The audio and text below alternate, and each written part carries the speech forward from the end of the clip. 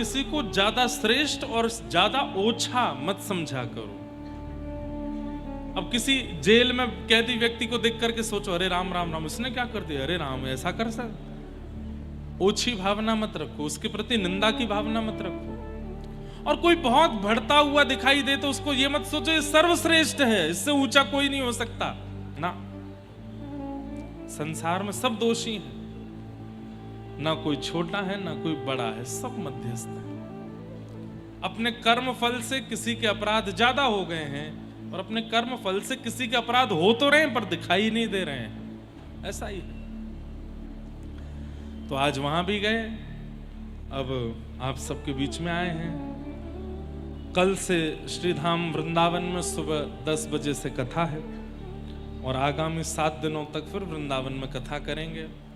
फिर 4-5 दिन के अन्य क्रम हैं, उन सब क्रमों को पूर्ण करके 20 तारीख से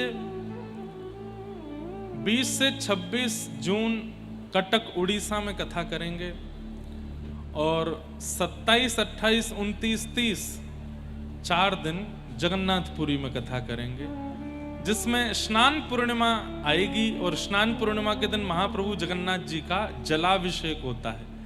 वह जगन्नाथ जी का जन्मोत्सव भी माना जाता है, जगन्नाथ जी उसी दिन प्रकट हुए थे। आप सब लोग भी जो इस वर्ष के इस महीने के अंत में जो पूर्णिमा आवेगी, स्नान पूर्णिमा, अपने अपने घर पर बहुत सुंदर अभिषेक करना ठाकुर जी का जल से। दूध, घी, दही, पंचामृत नहीं, जलाभिषेक। जल कैसे हो थोड़ा सा बता देता हूं। अब हमारे वृंदावन आगरा की यमुना जी जल तो है, लेकिन आपको कहीं पता हो जहां पर थोड़ा जल स्वच्छ है, वहां जाइएगा। मटके में ऊपर कपड़ा बांध देना, कपड़े में थोड़ा गड्ढा कर देना और ताकि वो छन्नी बन जाए, और फिर यमुना जी का जल उस घड़े में भरिएगा। तो जो भी गंदगी होगी वो उस कपड़े से बाहर रह जाएगी, पानी पानी भीतर आ जाएगा, जल भीतर आ जाएगा। 2-4 घड़े भर लेना, 2-4 घड़े भर के फिर शाम को घड़ों का पूजन कीजिएगा। घड़े भर करके जब घर लेकर के आवे तो घड़ों का स्वागत करना कि साक्षात यमुना महारानी घर पधारी है। घड़ों के ऊपर स्वस्तिक बनाना, खूब सुंदर चंदन से, रोली से सुंदर सुंदर आकृति बनाना। फिर उसके बाद कपड़ा हटा देना। कपड़ा हटाने के बाद मोंगरे के पुष्प, कुछ गुलाब के पुष्पों की पंखुड़ियां, सुंदर केसर, और एक परचूने की दुकान पर आपको ब्रास मिल जाएगा, कपूर जैसा होता है। ब्रास को खाने की सामग्री में प्रयोग करते हैं, नहीं मिले तो कपूर, उनको पीस करके वो डाल दें। मतलब हमको ठंडा जल बनाना है ठाकुर जी के अभिषेक के लिए। ये स्नान पूर्णिमा से 1 दिन पहले की क्रिया बता रहे हैं हम। व्रज का साहित्य इतना सुंदर है, धीरे धीरे लोप होता जा रहा है। हमको भजन गाना अच्छा लगता है, आप लोग नृत्य करते हो अच्छा लगता है, लेकिन व्रज के, अब ये राधा गोरी गोरी भी व्रज को ही साहित्य है। व्रज के साहित्य इतने सुंदर हैं। अब ये गूढ़ व्रज का साहित्य है, रास का पद है। चल भानु लली संग ले हूं अली, आज शो, अली मतलब सखी, आज शोभा भली वंशी वट की, चल भानु लली संग ले हूं अली। ठाकुर जी कह रहे हैं, संवादात्मक पद है, ठाकुर जी किशोरी जी से कह रहे हैं, बहुत सुंदर भाव है। आहा। मेरे मन मोहन सुख सोहे, तुम जानत हो मेरे मन की, सुन भानु लली संग ले हूं अली, आज शोभा भली वंशी वट की, चल भानु लली संग ले हूं अली। सुन पायल की झनकार मेरे संतन मन आनंद की झनकी, सुन पायल की झनकार। मेरे संतन मन आनंद की झनकी, मेरे मन मोहन सुख सोहन। तुम जानत हो मेरे मन की, चल भानु लली संग ले हूँ अली। आज शोभावली वंशी बट की। हमारी किशोरी जी बहुत भोली है। एक दिन यमुना पार कर रही थी और सब सखियां जब नाव से उतरने लगी तो सब उतर गई, किशोरी जी अभी भी बैठी हैं। तो ललिता जी ने पूछी, अरे श्यामाजू कहाँ बात है, आप उतर क्यों ना रही हैं? तो किशोरी जी झांक करके यमुना जी में देख रही हैं और कह रही हैं, अरे ललिता देखियो, मोते हु रूप गुण आगरी। मोते भी ज्यादा सुंदर, मोते भी ज्यादा रूप में अद्भुत एक गोपिया यमुना जी में बैठी है और मुझसे बात कर रही है। ललिता जी बोली, कहां है? बोले ये रही, मुंह को दिखाई दे रही है। ललिता जी ने जैसे ही झांक करके देखा तो क्या पाया, किशोरी जी अपने ही प्रतिबिंब से बात कर रही हैं और अपने ही प्रतिबिंब को कह रही हैं, देख ये कितनी सुंदर गोपी है, तो या तो कहवे क्यों ना है कि हमारे मंडली में आ जाए, ये कौन की लाली है या कि पिता को नाम कहा है, नहीं पूछो तो सही। ललिता विशाखा, इसलिए हमारे व्रजमंडल में कहमे कि सीधे किशोरी जी ना मिलेंगी, पहले ललिता जी मिलेंगी, पहले विशाखा जी मिलेंगी। क्यों? वे आकर के पहले आपको परखेंगी कि कहीं आप प्रिया जी को कष्ट तो नहीं दोगे। वो तो बड़ी भोरी हैं, बड़ी सीधी हैं। इसलिए हमारी हरिदास परंपरा में सखियों के गुण गाए जाते हैं। पहले सखियों को मनाया जाता है, आचार्यों को मनाया जाता है, संतों को मनाया जाता है, गुरुजनों को मनाया जाता है। क्यों? सीधे भगवान नहीं मिलेंगे, और सीधे भगवान नहीं मिलेंगे ये रुकावट भगवान ने नहीं बनाई है, ये रुकावट आचार्यों ने, ये रुकावट सखियों ने, गोपियों ने बनाई है। क्यों? ये तो इतने भोरे हैं, इतने सीधे हैं कि कोई इनके पास पहुंच गया और जाकर के जो बोलेगा ये तो मान जाएंगे। इसलिए हम पहले परखेंगे, योग्य अनुकूल होगा तो इनके पास जाएगा। इसलिए पहले गुरुओं को मनाओ, अलियों को मनाओ, सहचरियों को मनाओ, ब्रजवासियों को मनाओ, आचार्यों को मनाओ, तब जाके ठाकुर जी रिझते हैं। पढ़े लिखे लोग कहते हैं ये गुरुओं की क्या आवश्यकता, आचार्यों की क्या आवश्यकता, सीधे जाओ भगवान के पास। हाँ, सीधे जाओ प्रधानमंत्री के पास। ये पीए की और ये सिक्योरिटी वालों की क्या आवश्यकता है? नहीं हो सकता। पहले आचार्यों को, गुरुओं को, इन सबको, इन सबके संग करो, इनकी कथाएं सुनो, इनके मध्य में रहो, इनकी सेवा करो, इनको प्रणाम करो। ये रीझ गए तो ये आपको उठा करके उनके पास पहुंचा देंगे। अच्छा, कई लोग कहते हैं आचार्य स्वयं तो पहुंचे नहीं, हमको कैसे पहुंचा देंगे? वे आचार्य पदवी पर बैठे हैं, वो आपसे रीझ गए, वो आपसे प्रसन्न हो गए, वो केवल ठाकुर जी से प्रार्थना करेंगे, भले ही मोय मत मिलो नाथ, याकू मिल जाओ, और उनकी प्रार्थना ठाकुर जी स्वीकार करते हैं। कितने ऐसे गुरुजन हुए, कितने ऐसे आचार्य हुए, स्वयं भगवत कृपा का अनुभव नहीं कर पाए, लेकिन उनके भक्तों ने किया, उनके शिष्यों ने किया।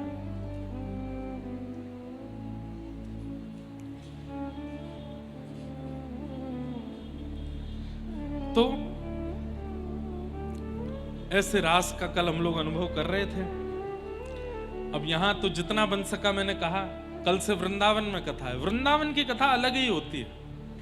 वृंदावन की कथा सब जगह से अलग होती है, क्योंकि वहां माहौल क्षेत्र का भी कुछ होता है ना। देखते हैं इस बार, या तो दसम स्कंद पर कुछ कह नहीं सकते, कल बैठ के जो मन में आएगा, या तो दसम स्कंद ही बोलेंगे, बाल लीला ही बोलेंगे, या रास बोलेंगे, क्या बोलेंगे तो ठाकुर जी जाने। या हो सकता है जैसे यहाँ पूरी कथा कह रहे हैं वैसे वहां भी कहें, पर वृंदावन में कुछ विलक्षण तो होता है। भगवान ने रास किया, गोपी बनकर के महादेव आए। कैसे? महादेव पहले तो सीधे पहुंचे, सखियों ने मार्ग रोक दिया, कहां जा रहे हैं आप? महादेव बोले मेरे ठाकुर जी रास कर रहे हैं, मैं भीतर जाऊंगा। बोले भीतर केवल एक पुरुष का प्रवेश है, आप नहीं जा सकते। महादेव बोले अब मैं कहा करूं? तब ललिता जी यमुना जी के तट पर बैठकर के महादेव को प्रेम सिखाती हैं, प्रेम के भाव बताती हैं, प्रेम की शिक्षा देती हैं। और जब महादेव के रोम रोम पुलकित हो गए, नेत्रों से अविरल अश्रुधार गिरने लगी, प्रेम पुलकित हो गया तन, तब अन्नपूर्णा मैया प्रकट होती हैं और अपना श्रृंगार महादेव को देती हैं। आंखों में काजल लगाती हैं, होठों में लालिमा लगाती हैं, गले में आभूषण पहनाती हैं, सिर पर चुनरी पहनाती हैं और खूब सुंदर महादेव का गोपी जैसा श्रृंगार करके महादेव को रास में ले जाती हैं। बंधुओं, गोपी का मतलब श्रृंगार नहीं होता। ध्यान से सुनो, गोपी कहते किसको है? जो अपनी प्रत्येक इंद्रिय से कृष्ण को पाना चाहती है उसको गोपी कहते हैं। दर्शन को नैना तपे, वचन सुनन को कान, मिलवे को हियरा तपे, हिय के जीवन प्राण, गोवर्धन वासी सांब रे, गोवर्धन वासी सांब। जिसकी प्रत्येक इंद्रिय तड़पती है कृष्ण से मिलने के लिए। आंखों को दर्शन चाहिए, कानों को श्रवण चाहिए, जिह्वा को अधरामृत चाहिए, नासिका को उनके तन की सुगंधी चाहिए, हाथों को स्पर्श चाहिए, पैरों को कुंज निकुंज में रमण चाहिए। सर्वांगीण अंग जब ठाकुर जी से मिलने के लिए तड़पने लगे तब समझो वो गोपी है। अभी हम गोपी नहीं बने क्योंकि कान तड़प रहे हैं कथा सुनने के लिए, पर आंखें नहीं तरस रही हैं देखने को। आंखें तरस रही हैं देखने को, पर जीव नहीं तड़प रही है प्रसाद को। पर जीव तड़प रही है प्रसाद को, पर नासिका नहीं तड़पती उनके सुगंधी को। एक एक अंग को और कुछ भाई ही ना, केवल श्याम सुंदर से मिलित वस्तु ही चाहिए। वो गोपी है, वो गोपी। और केवल तड़प मतलब इच्छा ही नहीं है, उस इच्छा के कारण रोने लगे, वो गोपी है। महादेव की स्थिति ऐसी हो गई, अरे कोई श्याम सुंदर को दे दो, अरे कोई श्याम सुंदर को मेरे हृदय से लगा दो, अरे मेरे नेत्रों में बड़ी जलन है रही है, श्याम सुंदर दिखाई दो, अरे कोई श्याम सुंदर को नाम सुनाए दो, अरे कोई उनके चरण की सुगंधी ले आओ। जब ऐसे भाव विह्वल हो गए, विहरणी गोपी बन गए, तब ललिता जी बोली अब आप रास में जा सकते हो, अब आप गोपी बन गए। इसका मतलब क्या? पहले तो संबोधन किया कि आप पुरुष हो और अब कह रही हैं आप गोपी बन गए हो। मतलब गोपी स्त्री नहीं है, प्रेम विरह में जो व्याकुल है वो गोपी है। प्रेम विरह में जो व्याकुल है वो गोपी है।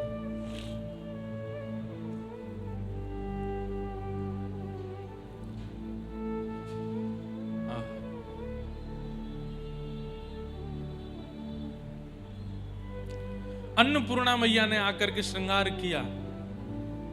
अद्भुत गोपी बनकर के महादेव जैसे ही प्रवेश करते हैं, रास कर रहे श्याम सुंदर बाहर देखते हैं, दौड़ते, अरे गोपियों स्वागत करो। गोपेश्वर महादेव आए और महाराज महादेव जैसे ही गोपी बनकर के पधारे, अब तो ब्रह्मा जी के मन में इच्छा हुई मैं भी गोपी बन के जाऊंगा, इंद्र के मन में इच्छा हुई मैं भी गोपी बन के जाऊंगा। 33 कोटि देवता सब अपने देव पदवियों का त्याग कर करके गोपी बन करके आ रहे हैं, सब रास में आए और ठाकुर जी आज सबके संग रास कर रहे हैं। वृंदावन में कोई पुरुष नहीं। मीराबाई वृंदावन में जब रहती थी तब एक आचार्य चरण का दर्शन करने गई। वो आचार्य चरण स्त्रियों से नहीं मिलते थे, तो जैसे द्वार पर पहुंची तो द्वार पे जो सेवक थे उन्होंने कहा क्षमा करें, हमारे गुरुदेव स्त्रियों से नहीं मिलते। मीराबाई बोली, अच्छा, मुझे तो लगता था वृंदावन में एक ही पुरुष है, कृष्ण। आज पता चला तुम्हारे गुरुजी भी पुरुष हैं, वृंदावन में उनके अलावा भी कोई पुरुष है। ठीक है भैया, गलती हो गई, नहीं आएंगे। वो तो गई, उन सेवकों ने जाके भीतर बताया, बोले कि मीराबाई कह के गई है वृंदावन में कृष्ण पुरुष हैं, उनके अलावा कोई और पुरुष है भी, ये तो पता ही नहीं था, आज पहली बार पता चला आपके गुरुजी पुरुष हैं। ये बात सुनते ही उन गुरुजी का सारा मान टूट गया। इतने वर्षों से भजन कर रहे थे, लेकिन आज मीराबाई की इस वाणी को सुनकर के नेत्र पुलकित हो गए। बोले, मैंने आज तक नियम रखा कि मैं स्त्रियों को नहीं देखूंगा, लेकिन आज इस नियम को तोड़ूंगा और सबसे पहले उसी स्त्री को देखूंगा जो बाहर आकर के ये बोल के गई है। और वही आचार्य गए मीराबाई से मिलने। बाई साहब बोली, इस वृंदावन में कोई पुरुष नहीं है, सब स्त्री है, एक ही पुरुष है, पुरुषोत्तम कृष्ण। अगर आप ये पुरुष का अभिमान लेकर के वृंदावन में आए हो तो फिर वृंदावन से बाहर जाके रहिए। अब इस बात को गलत रूप में मत लेना। आजकल कई हमारे भाई लोग जो है वो गोपी बने डोल रहे हैं वृंदावन में, ऐसे नहीं है। गोपी भाव प्रदर्शन का विषय नहीं है, ये तो जितना हो सके गोपनीय रखने का विषय है। अरे प्रकट रूप में तो पुरुष के रूप में ही घूमो, लेकिन मन से तो गोपी बन करके रहो। गोपी का मतलब मैंने बताया, जो तड़पे कृष्ण के लिए, नेत्रों से, जिह्वा से, नासिका से, कानों से, हाथों से, पैरों से, प्रत्येक इंद्रिय से केवल कृष्ण को चाहवे। भूख लगी है भोजन की नहीं, कृष्ण दर्शन की। प्यास लगी है भोजन की नहीं, जल की नहीं, कथा की, वो गोपी। एक बार हमारे जैसे महादेव गोपी बनते हैं, एक बार हमारे ठाकुर जी महादेव बने थे। सुनिए आपने कथा, हमने सुनाई है। एक बार श्री मलुकदास जी का पद है, एक बार हमारे ठाकुर जी गोपी बने, एफ लो, बहुत अच्छा। लाला नंदगाम में विराज रहे, बहुत दिन बाद ये पद याद आया है और महादेव की सन्निधि में कथा कर रहे हैं तो सुना देते हैं। मलुकदास जी का पद है, आज से लगभग 250-300 वर्ष पहले लिखा गया होगा। लगभग 8-9 साल पहले मेरी कथा थी, 8-9 साल पहले हमारी कथा थी हिमालय में, मनाली के पास में। तो वहाँ कथा कैसे होती थी, सुबह हमारी भागवत होती थी, शाम को मलुक पीठाधीश्वर महाराज जी की भक्तमाल होती थी। एक ही मंच पे, एक ही जगह हम दोनों रुके थे। तो रात में महाराज जी हमको बैठ के नए नए भाव सुनाते थे, तब उन्होंने ये पद मुझे सुनाया। भाव क्या है, लाला के मन में इच्छा है रही कि मैं बरसाने जाके किशोरी जी से मिलके आऊं। तो कभी ठाकुर जी लिलिहारी बन के चले जाते हैं, कभी चूड़ी बेगवेवारी बन के चले जाते हैं, कभी कुछ बन के चले जाते हैं, लेकिन सब रूपों में बरसाने वाले इनको पहचान चुके हैं। तब लाला बोले, अब की बार कछु नयो रूप धारण करना पड़ेगा। तो क्या पहने हैं, महादेव का श्रृंगार किया है। अपने घुंघराले केशों में अकौआ के पत्ते से निकलने वाले रस को लगा करके तो जटा बनाई ठाकुर जी ने। छोटे से हैं अभी, कितने 4.5 साल के होंगे ठाकुर जी। अपने घुंघराले केशन की जटा बनाई, जटा बना करके ऊपर सुंदर ऐसे जूड़ा बनायो। वाके बाद वापे चंद्रमा धारण कियो और महाराज पूरे अंग पे भस्म की जगह मलियागिरी चंदन लगायो। लेकिन प्रिया जी से, किशोरी जी से मिलने की विरह अग्नि ऐसी जल रही है कि सबरो चंदन जल के राख है गयो, सो भस्म बन गई। मोतियों की लड़ ऐसे अपने केशों में फंसा करके ऐसे निकाली है तो लग रही गंगा जी निकल रही हैं। नीचे बागंबर पहनो है, हाथ में छोटो सा त्रिशूल लेकर के, आहा, नन्हे से 4.5-5 साल के ठाकुर जी महादेव को रूप बना करके बरसाने जा रहे हैं। और श्री मलुकदास जी महाराज उसका वर्णन कर रहे हैं। जोगी रंग बीनाया, हे अच्छा श्रृंगी नाद बजाया। ओ जोगी रंग बीनाया, अच्छा श्रृंगी नाद बजाया। ओ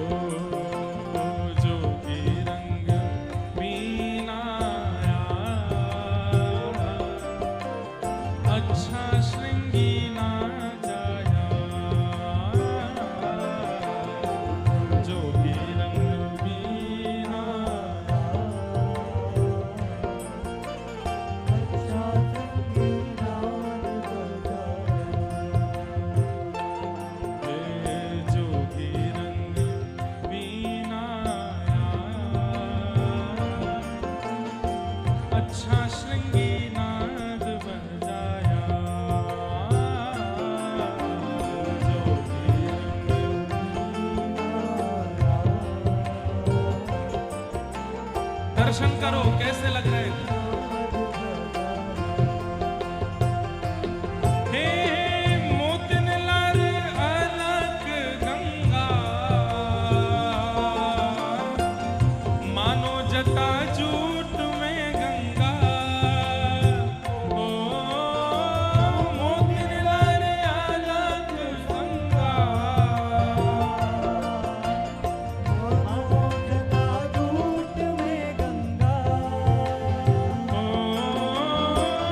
ललाट में चंदन बिंदा, मानो किए भूषण इंदा। ओ ललाट में चंदन बिंदा,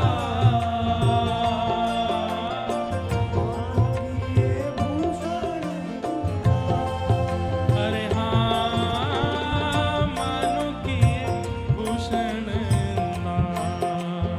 ओ मानो किए भूषण इंदा, जोगी रंग मीनाया, अच्छा श्रृंगी नाद बजाया। जोगी रंग मीनाया,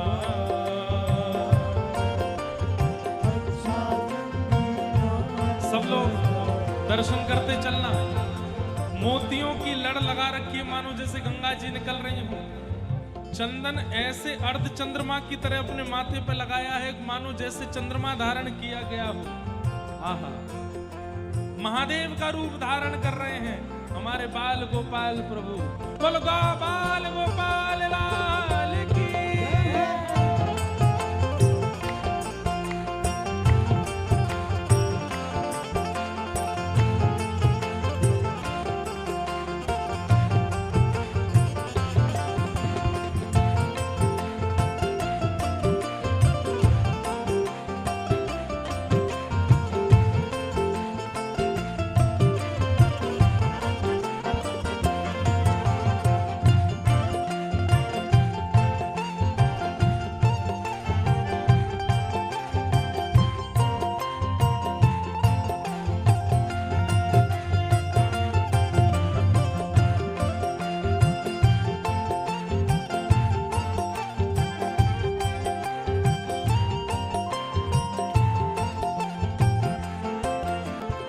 महादेव का रूप धारण कर रहे हैं तो महादेव भी बड़ी कृपा कर रहे हैं। बोले अच्छा लाला हमारे जैसे बन रहे हैं। अंग अंग भूषण बाजे, मानो सुर डमरू बाजे। ओ अंग अंग भूषण बाजे, मानो सुर डमरू बाजे। जैसे ही ठाकुर जी चलते हैं तो अंगों के भूषण बजते हैं। अब बज करके आवाज आनी तो चाहिए छम छम, लेकिन महादेव ने ऐसी कृपा कर दी है कि जब चलते हैं तो डम डम डम, जैसे डमरू की आवाज आती है वैसे ठाकुर जी के अंग से आवाज आ रही है। अंग अंग भूषण साजे, मानो सुर डमरू बाजे। ओ अंग अंग भूषण साजे, मानो सुर डमरू बाजे। अरे हाँ मानो सुर डमरू बाजे। ओ मानो सुर डमरू बाजे।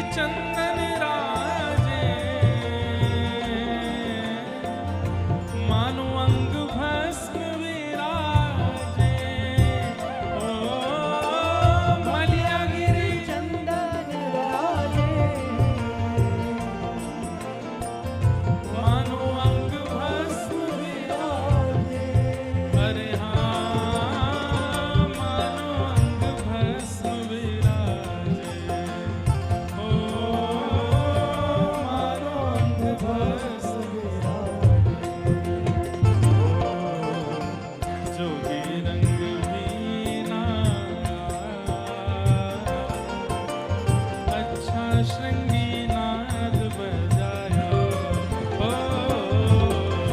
जोगी रंग मीना।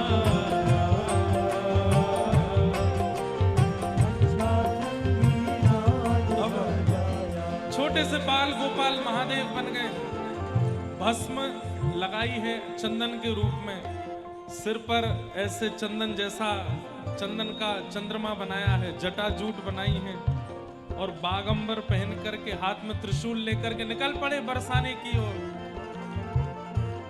मधुमंगल श्री दामा जय जयकार करते जा रहे हैं, जोगी महात्मा की जय हो, जोगी बाबा की जय हो, जोगी लाला की जय हो। बरसाने की सबरी गोपी निकल के आई, कौन सा जोगी आयो है? बोले जोगी आयो जोग करन को। अरे भैया बहुत बड़े जोगी हैं। बोले कैसे जोगी हैं? बोले हाथ देख करके भविष्य बता देते हैं। एक दो गोपी बोली हमारा हाथ दिखाए दो। बोले तुम्हारा हाथ नहीं देखेंगे, एरे गहरे इनको हाथ ना देखें, चलो हटो यहाँ से। गोपी बोली पाम पूज रहे हैं, हाथ जोड़ रहे हैं, हाथ दिखाए दो। बोले नहीं, ये बरसाने की जो राजकुमारी है उनको हाथ देखेंगे। ललता विशाखा आकर के बोली अच्छा सुनो, पहले हमारा हाथ देखना पड़ेगा, हमें ठीक लगेगा तो हम राजकुमारी के पास लेके जाएंगे, नहीं तो निकलो यहाँ से। ठाकुर जी बोले नहीं नहीं, इन दोनों को बुलाओ, इनका हाथ भी देखते हैं। ललता जी आई, हाथ दिखाओ। बोले यूं बताओ मेरो ब्याह कब होएगा? ललता जी बोली ठाकुर जी देख रहे हैं तेरो ब्याह होएगो, बहुत ऊंचे घर के राजकुमार ते होएगो, बिल्कुल सुंदर होएगो, गोरो चिट्टो होएगो, खूब धनवान होएगो, पालकी में लेकर के जाएगो, रथन की कमी नहीं होगी बाकी यहाँ। विशाखा बोली अच्छा आप तो बहुत बड़े, कब होएगो याको ब्याह? अगले जन्म में होएगो, या जन्म में विधान नहीं है, या जन्म तो कुआरी रहेगी ये। ललता जी बोली चल हाथ छोड़ मेरो, उल्टी सीधी बात न बना रहो। विशाखा जी बोली मेरो हाथ देख दो, मेरो हाथ देख दो। विशाखा जी को हाथ देखो, मेरो ब्याह कब होएगा? बोले तेरो ब्याह तो है क्यों? बोले कौन थे? बोले नंदगाम के छोरा ते भयो है, नंद जी के लाला ते तेरो ब्याह है क्यों? अब तो सब है नहीं विशाखा जी कब भयो? अरे बाबा झूठ बोल रहा हो, ऐसा कछु ना है। सबको महाराज ऐसे ही आनंद करने लगे। अंत में ठाकुर जी बोले मैं सबको सांची तभी बताऊंगा जब या नगर की राजकुमारी अपनो हाथ दिखावेगी। आहा वाह। इतने में किशोरी जी निकल करके आई, सखियां लेकर के आई। किशोरी जी टेढ़ो टेढ़ो देख रही है, कौन है ये? बोले कोई जोगी बाबा आए हो, इस सब रही हो, कह रहे हैं हाथ देखनो जाने। बोले हमारी किशोरी जी को हाथ देख लो। तो हाथ देखने वाला सामने बैठता है, पर ठाकुर जी बगल में बैठे और बगल में बैठ करके कह रहे लाओ अपना हाथ दिखाओ। सब बोले ऐ बगल से हट जा बाबा। बोले मैं हाथ देख रहा हूं, मुझको देखन दो। और सुनो ये मेरे संग में आए, ये लोग बताएंगे। बोले कहा? बोले अगर हमारे बाबा को ज्यादा छेड़े तो ये रेखान ने बिगाड़ दे, इन्हें छेड़ो मत, देखन दो। बगल में बैठ करके किशोरी जी को हाथ देख रहे हैं। बोले अरे श्यामाजू आपको योग्य वर कौन है?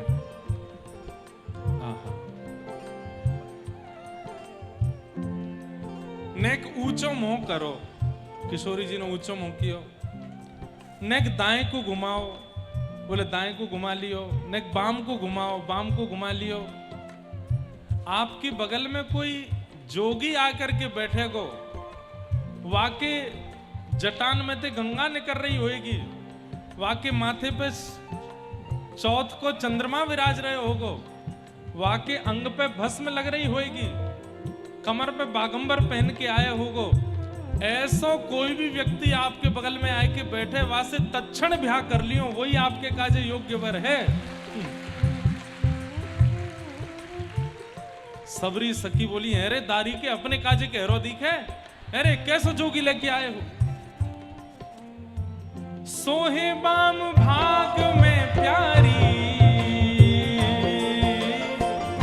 मानो अर्धंग सवारी। ओ सोहे बाम भाग में मानो अर्धंग सवारी।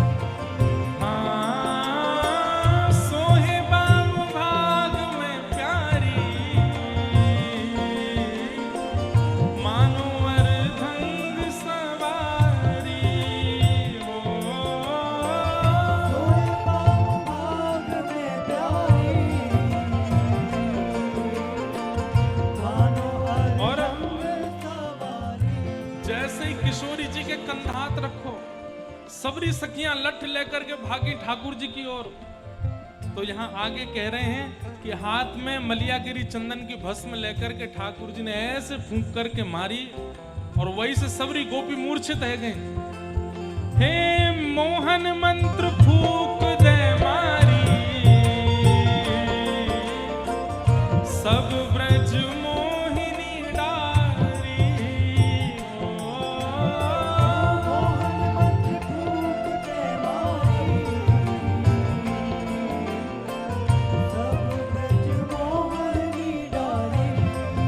अरे हाँ सब ब्रज मोहिनी डारी, ओ सब ब्रज मोहिनी डारी। जो भी रंग बीनाया, अच्छा श्रृंगी नाद बजाया। जो भी रंग बीनाया, अच्छा श्रृंगी नाद बजाया। जो भी रंग बीनाया, अच्छा श्रृंगी नाद बजाया।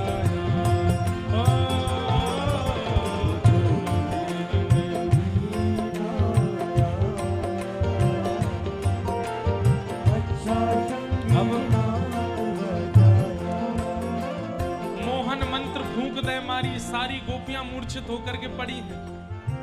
किशोरी जी तो चिल्लाने लगी, अरे वृषभानु बाबा, अरे कीर्ति मैया, देखो कैसो जादू मंत्र फूकवे वारो आयो, मेरी सबरी सखी बेहोश कर दे। ठाकुर जी ने हाथ पकड़ो, अरे अरे श्यामाजू बैठो, अपनो पूर्ण मुंह पे जो चंदन वंदन लगा के आए, भस्म भस्म सब मिटाई। अरे मैं आयो हूं कन्हैया। किशोरी जी ने कही, हैं ये रूप बदल करके जोगी बन के तुम आए हो? बोले हम बे। अरे श्यामाजू, बहुत दिनाते दर्शन करवे की इच्छा है रही, तो मन में भाव आयो कि आपके दर्शन करवे आए जाऊं। अरे अरे श्याम सुंदर, इतनो श्रम कियो, नहीं दिखाओ तो। सामने ठाकुर जी खड़े हैं त्रिशूल लेकर के, और किशोरी जी दर्शन कर रही हैं। आहा, ये जटाकाई की भलाई ठाकुर जी सब बता रहे, अकौआ के वो लगाए हमें। अच्छा ये गंगा जी कैसे निकल रही हैं? बोले ये मोतीन की बनाई है मैंने। और ये भस्म कहां से आएगी? बोले चंदन लगायो मैंने, लेकिन आपसे मिलवे की ऐसी वेदना है रही कि वह वेदना की अग्नि में चंदन जल के भस्म बन गए हो। किशोरी जी बोली, कहा अभिलाषा है? बोले ने चरण छुए को दे दो, छू ले। ठाकुर जी ने चरणन में प्रणाम कियो। किशोरी जी ने उठाए के हृदय से लगायो। आकाश से श्री उमा पार्वती प्रकट होकर के पुलकित नेत्रों से दर्शन कर रहे हैं, ठाकुर जी की बलैया ले रहे हैं। बोले जय हो सरकार, आज हमारा रूप धारण करके गए हैं किशोरी जी को दर्शन करवे। जैसे ही श्री जी ने अंग सो लगायो, वाह के बाद में कितने सुंदर शब्द हैं। ठाकुर जी की हालत कैसी है गई? जोगी छवि बाबरो डोले, राधे राधे राधे बोले। ओ जोगी छवि बाबरो डोले, राधे राधे राधे बोले। जैसे कोई मनमस्त बाबा जी और महाराज झूमन लगे, अपने कमंडल लेकर के, त्रिशूल लेकर के, कहीं उछल रहो, कहीं बैठ रहो, कहीं कूद रहो, कहीं जा रहो। ठाकुर जी की हालत ऐसी है कि यशोदा मैया कहीं, अरे लाला कहां से आयो? ठाकुर जी कह रहे, अलग निरंजन मैया, आज तेरो लाला जोगी बन गयो, हिमालय की खोज कर रहा हूं मैं, वहां जाकर के श्री प्रिया जी, श्री जी को ध्यान धरूंगा मैं। अरे मैया, तू कुछ जो वरदान चाहिए मुझसे मांग ले। हे जोगी छवि बाबरो डोले, राधे राधे राधे बोले। ओ जोगी छवि बाबरो डोले, राधे राधे राधे बोले। हाँ, जोगी सब संतों दा प्राणा, शरण मलु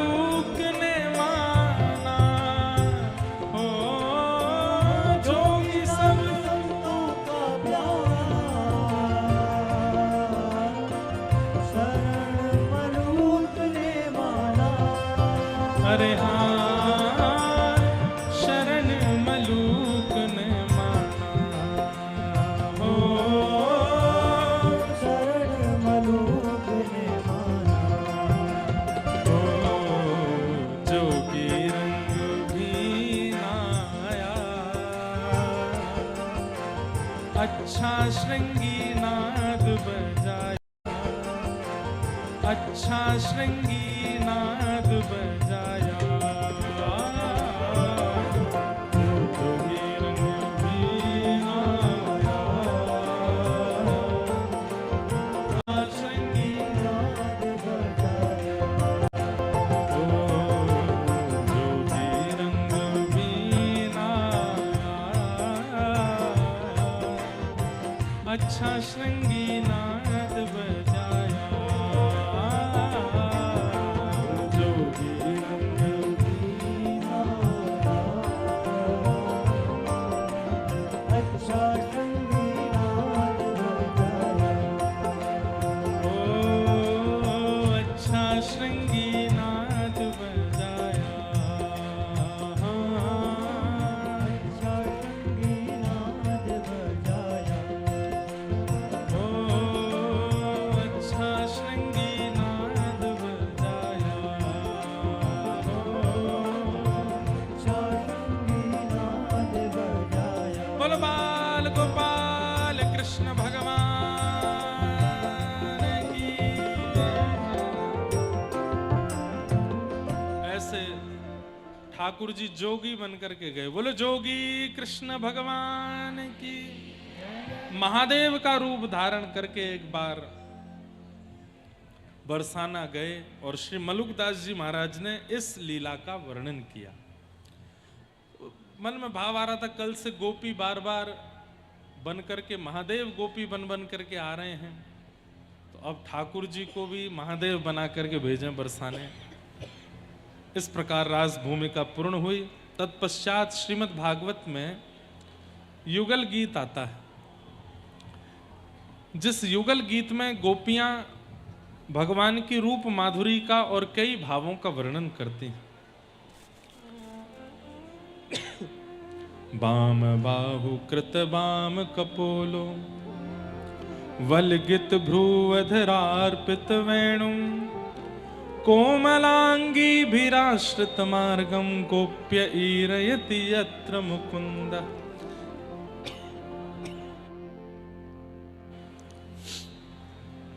बाम बाहु कृत बाम कपोलो।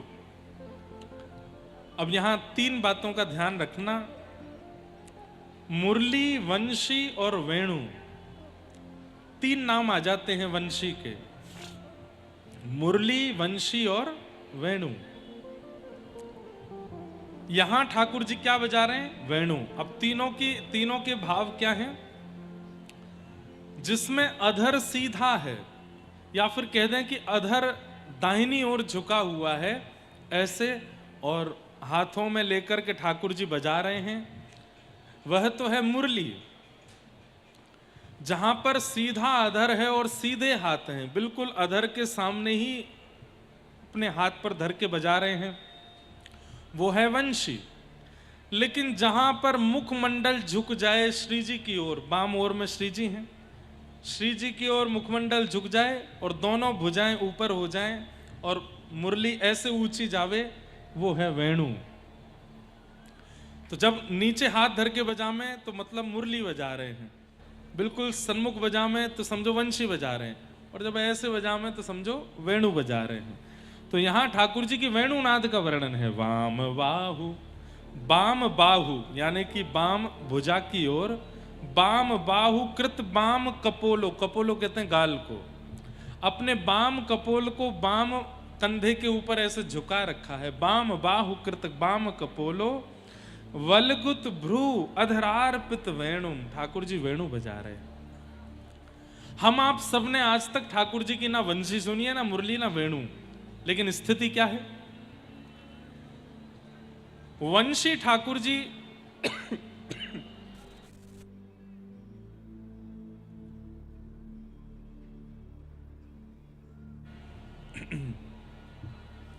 वंशी ठाकुर जी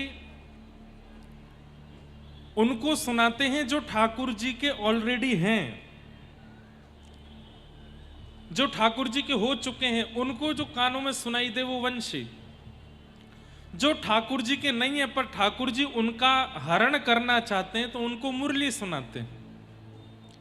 जो ठाकुर जी के नहीं है उनको मुरली सुनाते हैं, जो ठाकुर जी के हो चुके हैं उनको वंशी सुनाते हैं, और जिन्हें ठाकुर जी बिल्कुल अंतरंग अपने रूप में स्वीकार करना चाहते हैं उनको ठाकुर जी वेणु सुनाते। तो गोपियों ने अभी तक वेणु गीत गाया है, गोपी गीत गाया है, और अब गा रही हैं युगल गीत। युगल गीत में गोपियां वेणु का वर्णन कर रही हैं।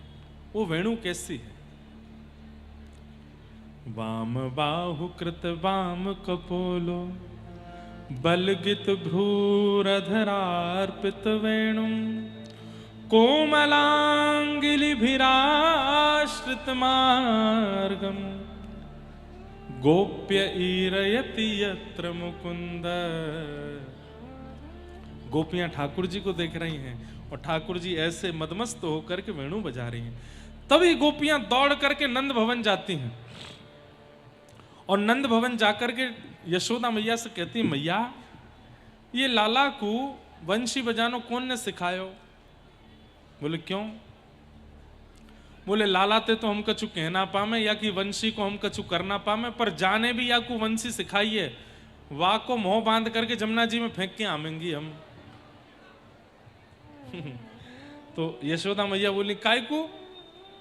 मेरे लाला की वंशी ने ऐसो का बिगाड़ो तुम्हारो जो वंशी सिखावे वाले को तुम यमुना जी में फेंक के आओगी? अरे मैया तो को कहा बताएं या वंशी ने हमारो कितनो बंटाधार कियो है? बोले कहा कर दियो? बोले जब जब हम भोजन बनावे के काजे बैठे तब तब लाला की वंशी बजे और वंशी बजते ही मैया हमारो सवरो भोजन बिगड़ जाए। बोले क्यों? भोजन काय को बिगड़े? अरे मैया तू को कैसे बता मैं? अरे लाला की वंशी सुनकर के तो मीठो बनना चाहिए, अच्छो बनना चाहिए, तुम लोगन को भोजन बिगड़ काई को जावे? मुरहर रंधन समय मां कुरु मुरली रवम। गोपियां कह रही हैं जब हम भोजन बनायो करें तब अपने लाला से कह दो वंशी नाए बजायो करे। मैया बोली क्यों? अच्छो बनता होगा भोजन तो वंशी की धुन सुन के। गोपियां बोली अच्छो तो कहा बता मैं बन ही ना पावे। बोले क्यों? या कि वेणु की धुन सुनकर के मैया हमारी अग्नि में जल रहे कंडा और लकड़ी में तो पानी निकलने लगे, सबरी लकड़ी बुझ जाए, सबरे कंडा बुझ जाए, चूल्हे में अग्नि रही ना पावे, उनमें ते सुंदर सुंदर जल प्रवाह है वे लग जाए। अब अग्नि प्रज्वलित नहीं होगी तो फिर भोजन कैसे बनेगा? और फिर सास डांटे, ससुर डांटे, पति डांटे, बालक रोमे। खूब प्रयास करें कि एकांत में जाकर के खिड़की बंद करके कहीं पे भी वेणु की ध्वनि नहीं आ जाए, वहां प्रसादी बना लें। लेकिन यह लाला की वंशी की धुन ऐसी है, इतनी सी जगह तो भीतर आ जाए और वह वेणु की ध्वनि आते ही सवरी अग्नि ठंडी पड़ जाए। मैया सोचो ठाकुर जी की वंशी कैसी है। तो मैया हमको यूं बताओ, या लाला को वंशी बजानो सिखायो कौन ने? बा गुरुदेव के मुंह में कपड़ा बांध के जमुना जी में फेंक के आएंगी हम। तो यहां यशोदा मैया बता रही हैं कि लाल जी ने वंशी कहां सीखी।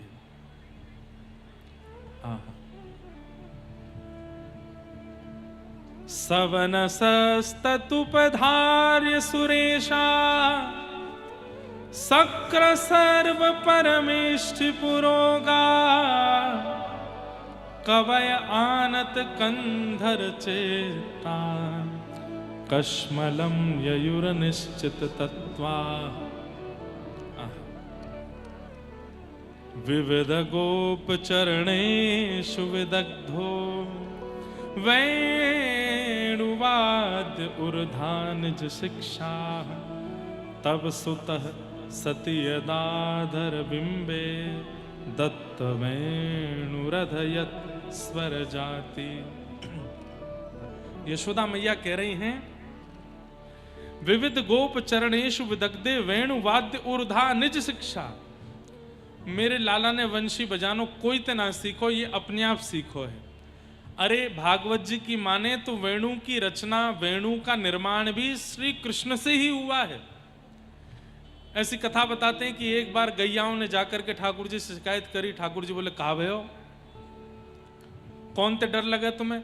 बोले संसार में कोई ते डर ना लगे, एकमात्र या बांस ते डर लगे।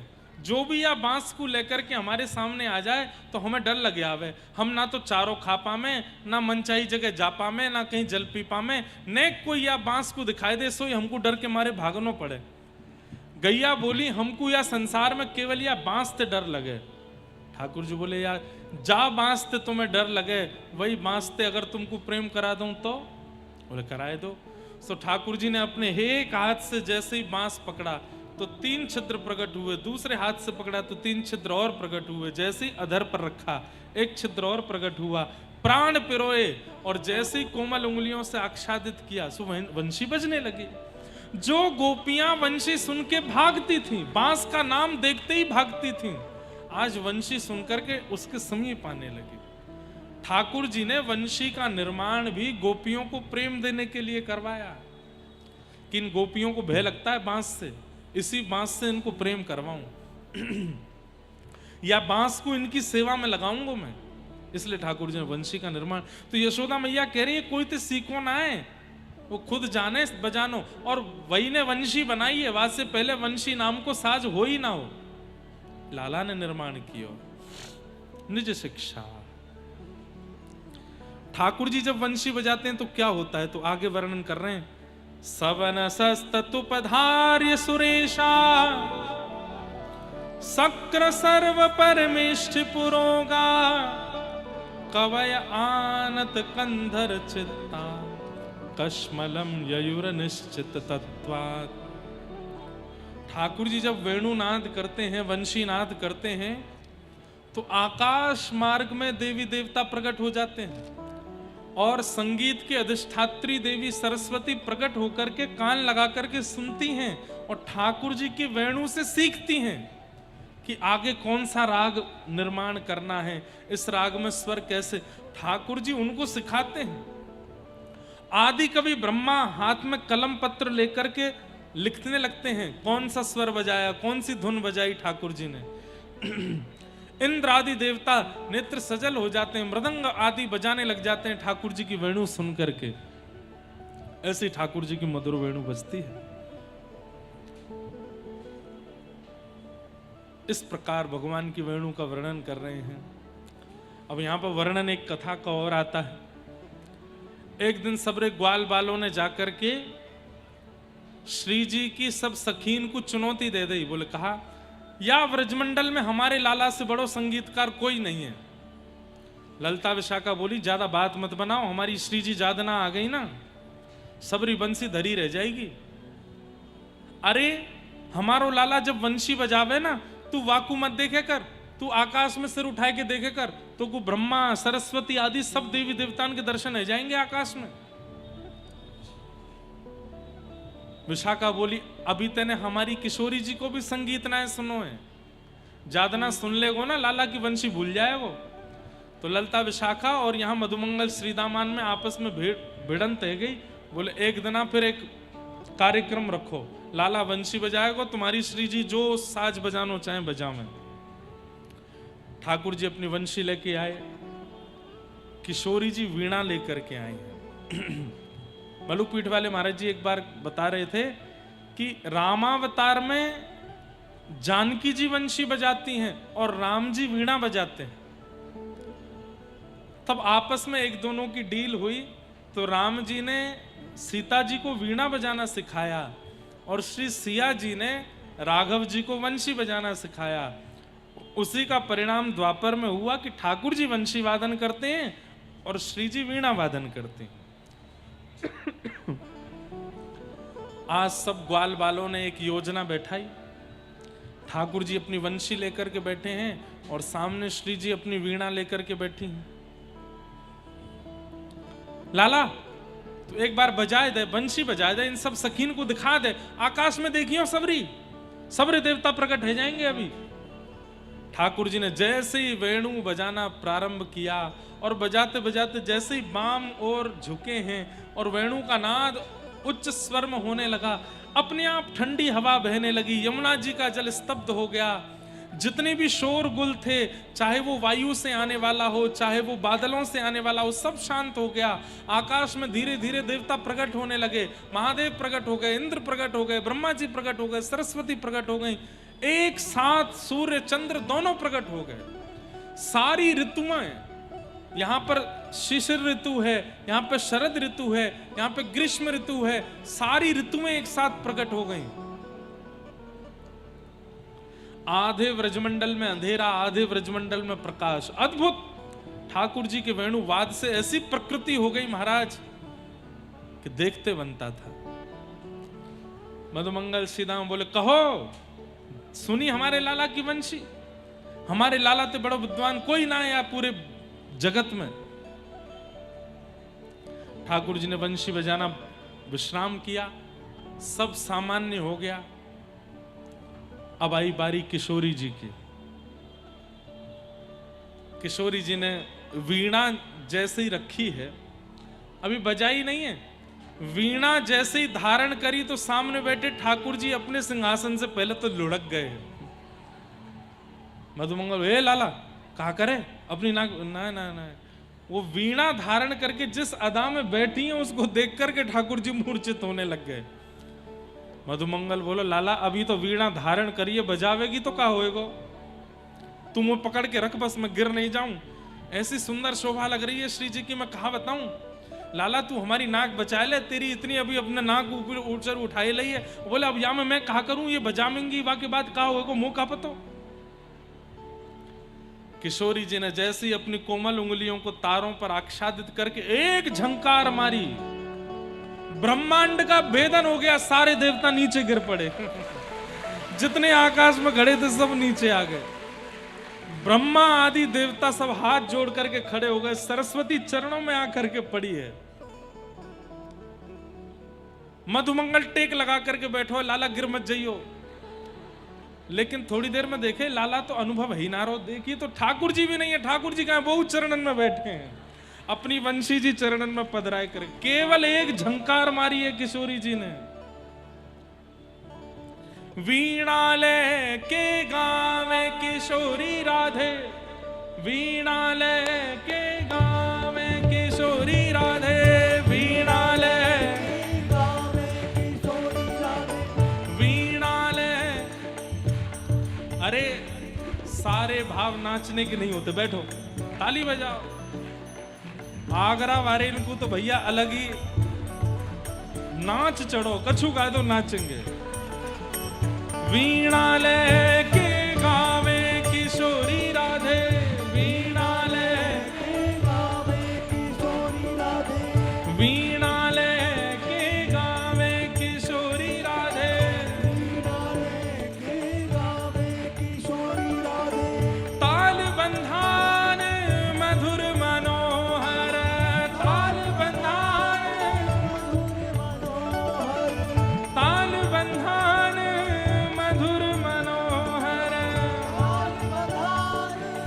मधुर मनोहर, वेणु सरस बजावे किशोरी राधे, वेणु सरस बजावे किशोरी राधे, वीणा ले के गावे किशोरी राधे, वीणा ले के गावे किशोरी राधे, ए वीणा ले के गावे किशोरी राधे, वीणा ले के गावे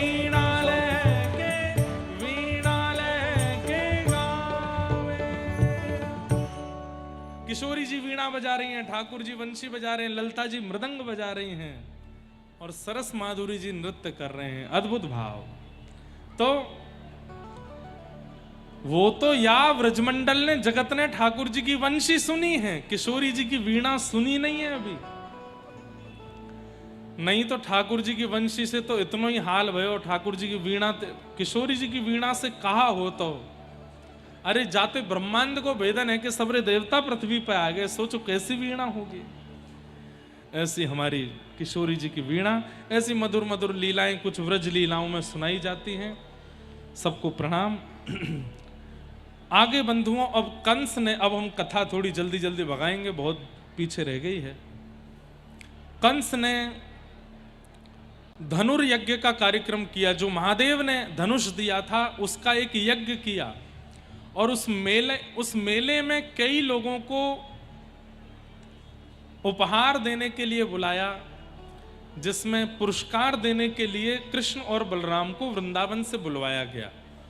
किस लिए पुरस्कार दे रहे हैं? बोले हमने सुना था कि इंद्र ने बहुत तेज बारिश की, तो आपके बालकों ने गिरिराज पर्वत उठाया, यमुना में कालिया नाग आ गया था, इन्होंने उस नाग को भगा दिया, इसलिए हम इन बालकों को व्रज की रक्षा करने हेतु पुरस्कार देना चाहते हैं।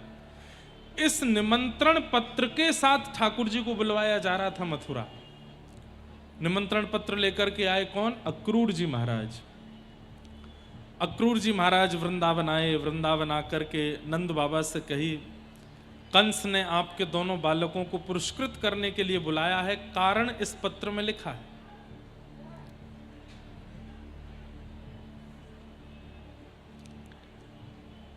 सुनकर के तो पहले प्रसन्नता हुई, लेकिन बाद में थोड़ी व्याकुलता हो गई। हमारे बालक मथुरा जाएंगे, उस दुष्ट कंस के पास जाएंगे। और ये खबर जैसे ही पूरे ब्रजमंडल में पहुंची, सारे ब्रजवासी भावुक हो गए। नंद बाबा को समझाने लगे, हम अपने लाला को नहीं भेजेंगे, और आप मना कर दो अक्रूर जी सो, लाला नहीं जाएगा मथुरा, लाला यहीं रहेगा हम लोगन के पास में, हमें कोई पुरस्कार नहीं चाहिए। जब सब ब्रजवासी ठाकुर जी के बिल्कुल विरोध पक्ष में आ गए, तो ठाकुर जी को अचानक से नारद जी का दर्शन हुआ। एकांत में गए, नारद जी से मिले। नारद जी बोले, जय जय, यहां ब्रजमंडल में ही बैठे रहोगे, इन ब्रजवासियों के बीच में ही बैठे रहोगे तो आगे की लीला कैसे होगी? आपको भी मथुरा जाना है, पृथ्वी का भार हल्का करने आए हैं आप। ठाकुर जी बोले, तो मैं कर नहीं रहा हूं, पूतना मारी, अगासुर मारा, धेनुकासुर मारा, इतने सारे असुर मार दिए सब वृंदावन में रह के। अच्छा, उस जरासंध को कैसे मारोगे? उस जरासंध की सेना में अनंत पृथ्वी के भार बने हुए ऐसे ऐसे जीव हैं, उनको कैसे मारोगे आप? ठाकुर जी बोले, भैया तू ही बता क्या करूं? बोले, आपको व्रज से बाहर जाना पड़ेगा, क्योंकि व्रजमंडल में आप अपने ऐश्वर्य को प्रकट नहीं कर रहे हो। ठाकुर जी ने व्रजमंडल में ऐश्वर्य प्रकट नहीं किया, अपना प्रभाव प्रकट नहीं किया। व्रज में ठाकुर जी स्वभाव की प्रधानता में रहते हैं। इन ब्रजवासियों के प्रेम के आगे आप ना तो अपना प्रभाव प्रकट कर पाओगे, ना अपना ऐश्वर्य प्रकट कर पाओगे, और पूरे विश्व के कल्याण के लिए जो आपको करना है आप नहीं कर पाओगे। नाथ, मेरी आपसे प्रार्थना है, अब आपको व्रज से जाना पड़ेगा। जरासंध का वध करना है। जरासंध को 16 बार उसकी सेना में आए हुए बड़े बड़े राक्षसों का वध करना है। समुद्र के बीच द्वारिका नगरी का निर्माण करना है। महाभारत युद्ध कराना है। गीता का ज्ञान उपदेश करना है। अभी तो बहुत लीलाएं करनी है आपको, इस व्रज में रह के कैसे होंगी? प्रेम में व्यक्ति प्रभाव प्रकट नहीं कर सकता, और यदि प्रेमी व्यक्ति प्रभाव प्रकट कर रहा है तो वो प्रेमी नहीं हो सकता। कैसे? बालक बहुत बड़ा अफसर बन गया आपका, अपने दफ्तर में अपना प्रभाव दिखावे, अपने कार्य क्षेत्र में अपना प्रभाव दिखावे, लेकिन घर पर आकर के भी माता पिता के सामने प्रभाव दिखाएगा तो माता पिता को लगेगा हमने इसको चलना सिखाया, बोलना सिखाया, उठना बैठना सिखाया, और ये अपना रौब हम पे ही चला रहा है। अरे बहुत बड़ा अफसर बन गया, सब सल्यूट करते हैं, अपने पिता को बोले कि आप भी सल्यूट किया करो, कितना अजीब लगेगा। जहां प्रेम होता है वहां प्रभाव का प्रदर्शन नहीं होता, वहां ऐश्वर्य प्रकट नहीं किया जाता। इसलिए ठाकुर जी ने मन में विचार किया कि अब व्रज से जाना ही पड़ेगा। अरे गिरिराज उठा करके बोलता हूं कि मैं जय जय हूं तो ये मानते नहीं। गीता का ज्ञान यमुना के तट पर खड़े होकर के दूंगा, ये सुनेंगे? नहीं सुन सकते। बंधुओं, एक बात कहूं, प्रेमी व्यक्ति अंधा, बहरा, गूंगा सब हो जाता है। उसको हर स्थिति में केवल प्रेम दिखता है, प्रेम के अलावा कुछ नहीं दिखता। प्रेमी को ज्ञान नहीं दिखता, प्रेमी को वैराग्य नहीं दिखता, केवल प्रेम दिखाई देता है।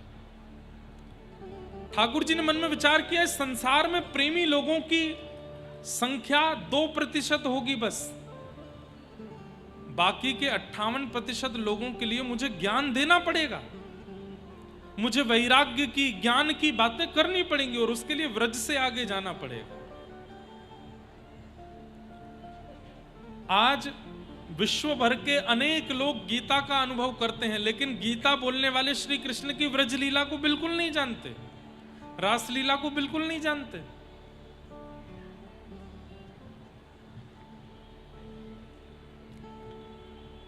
अक्रूर जी महाराज आए, ब्रजवासी और नंद बाबा सब मना करने लगे, हमें ना भेजनो, हमें ना भेजनो।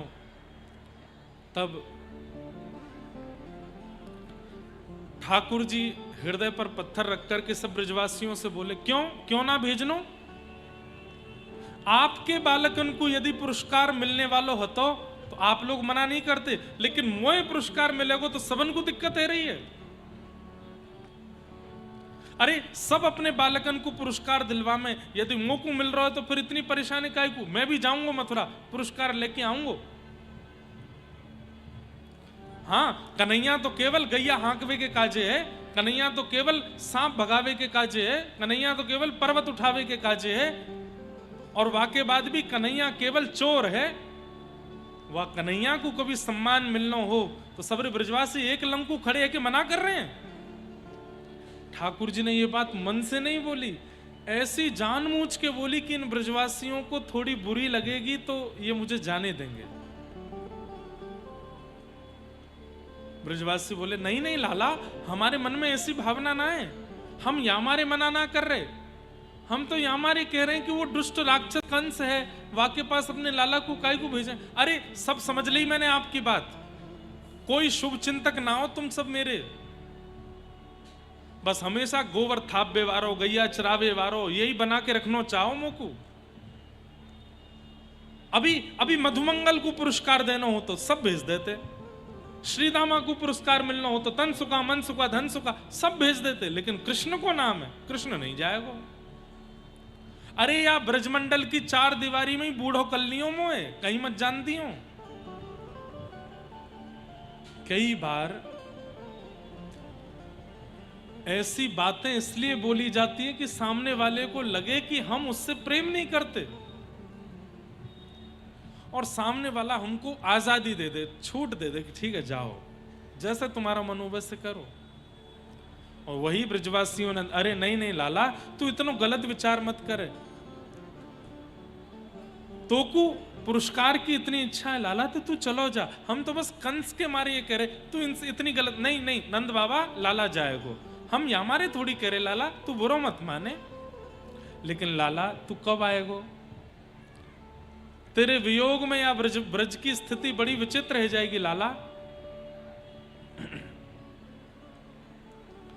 ठाकुर जी बोले, मैं परसों आ जाऊंगा, कल जाऊंगा, कंस सो पुरस्कार लेके परसों आ जाऊंगा। और लाला वह परसों तक हम कैसे रहेंगे?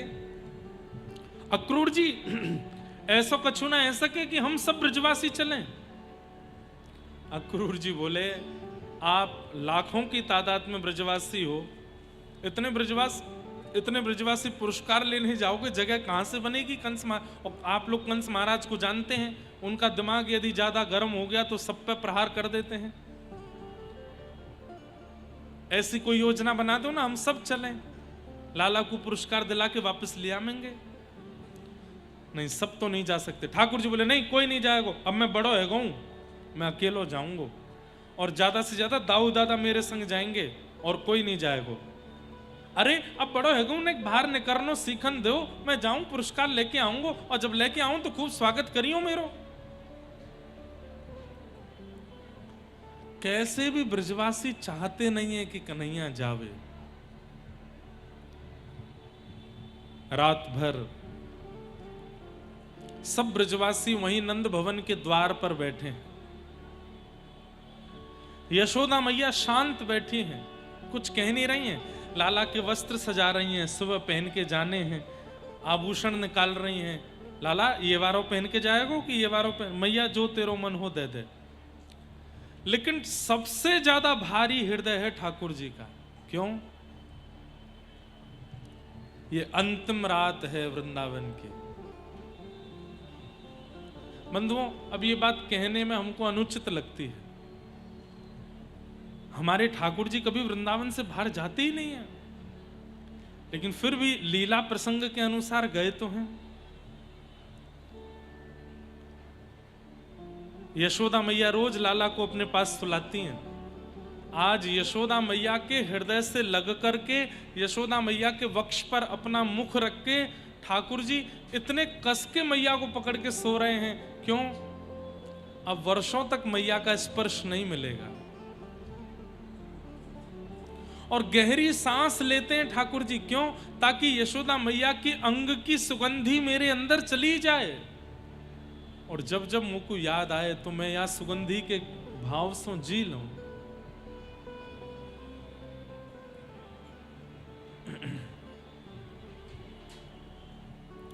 प्रातः काल का समय हुआ।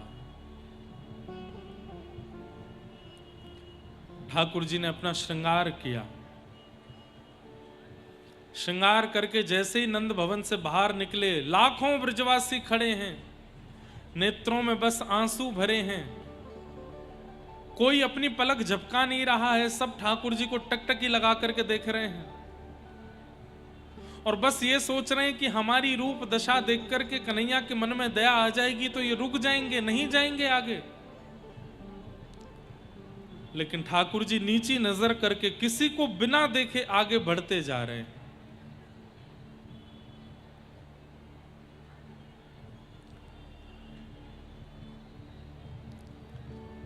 इतने में ही अक्रूर जी के मन में भाव आया, और अक्रूर जी के मन का भाव नहीं था।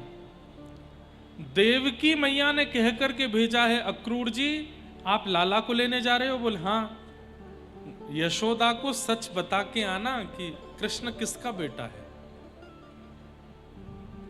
इसलिए नहीं कि मुझे कोई प्रतिस्पर्धा है, मुझे कोई ऐसा बताना है कि ये मेरा लाला है, नहीं, इसलिए नहीं, बल्कि इसलिए कि यशोदा कहीं प्रतीक्षा में बैठी ना रहे कि कन्हैया आवेगा, क्योंकि अब कृष्ण को मैं जाने नहीं दूंगी, अब आएगा वो मेरे पास ही रहेगा।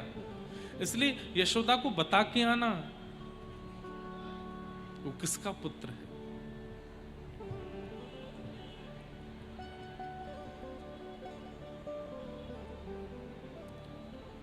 ये किन्हीं के बालक खो गए हैं, एक बार देख लो सब लोग, और कैमरा में भी दिखा दो। इनकी माताएं जहां, अच्छा नहीं, बालक मिल गया है, माता जी खो गई हैं। बालक तो मिल गया है, जहां कहीं भी इनकी माता जी हों, देख करके हाथ ऊपर करके या फिर किसी भी को भी संकेत करके, यदि बाहर भी हों, हमारी आवाज आ रही हो, क्या नाम है इनका, नाम पूछो।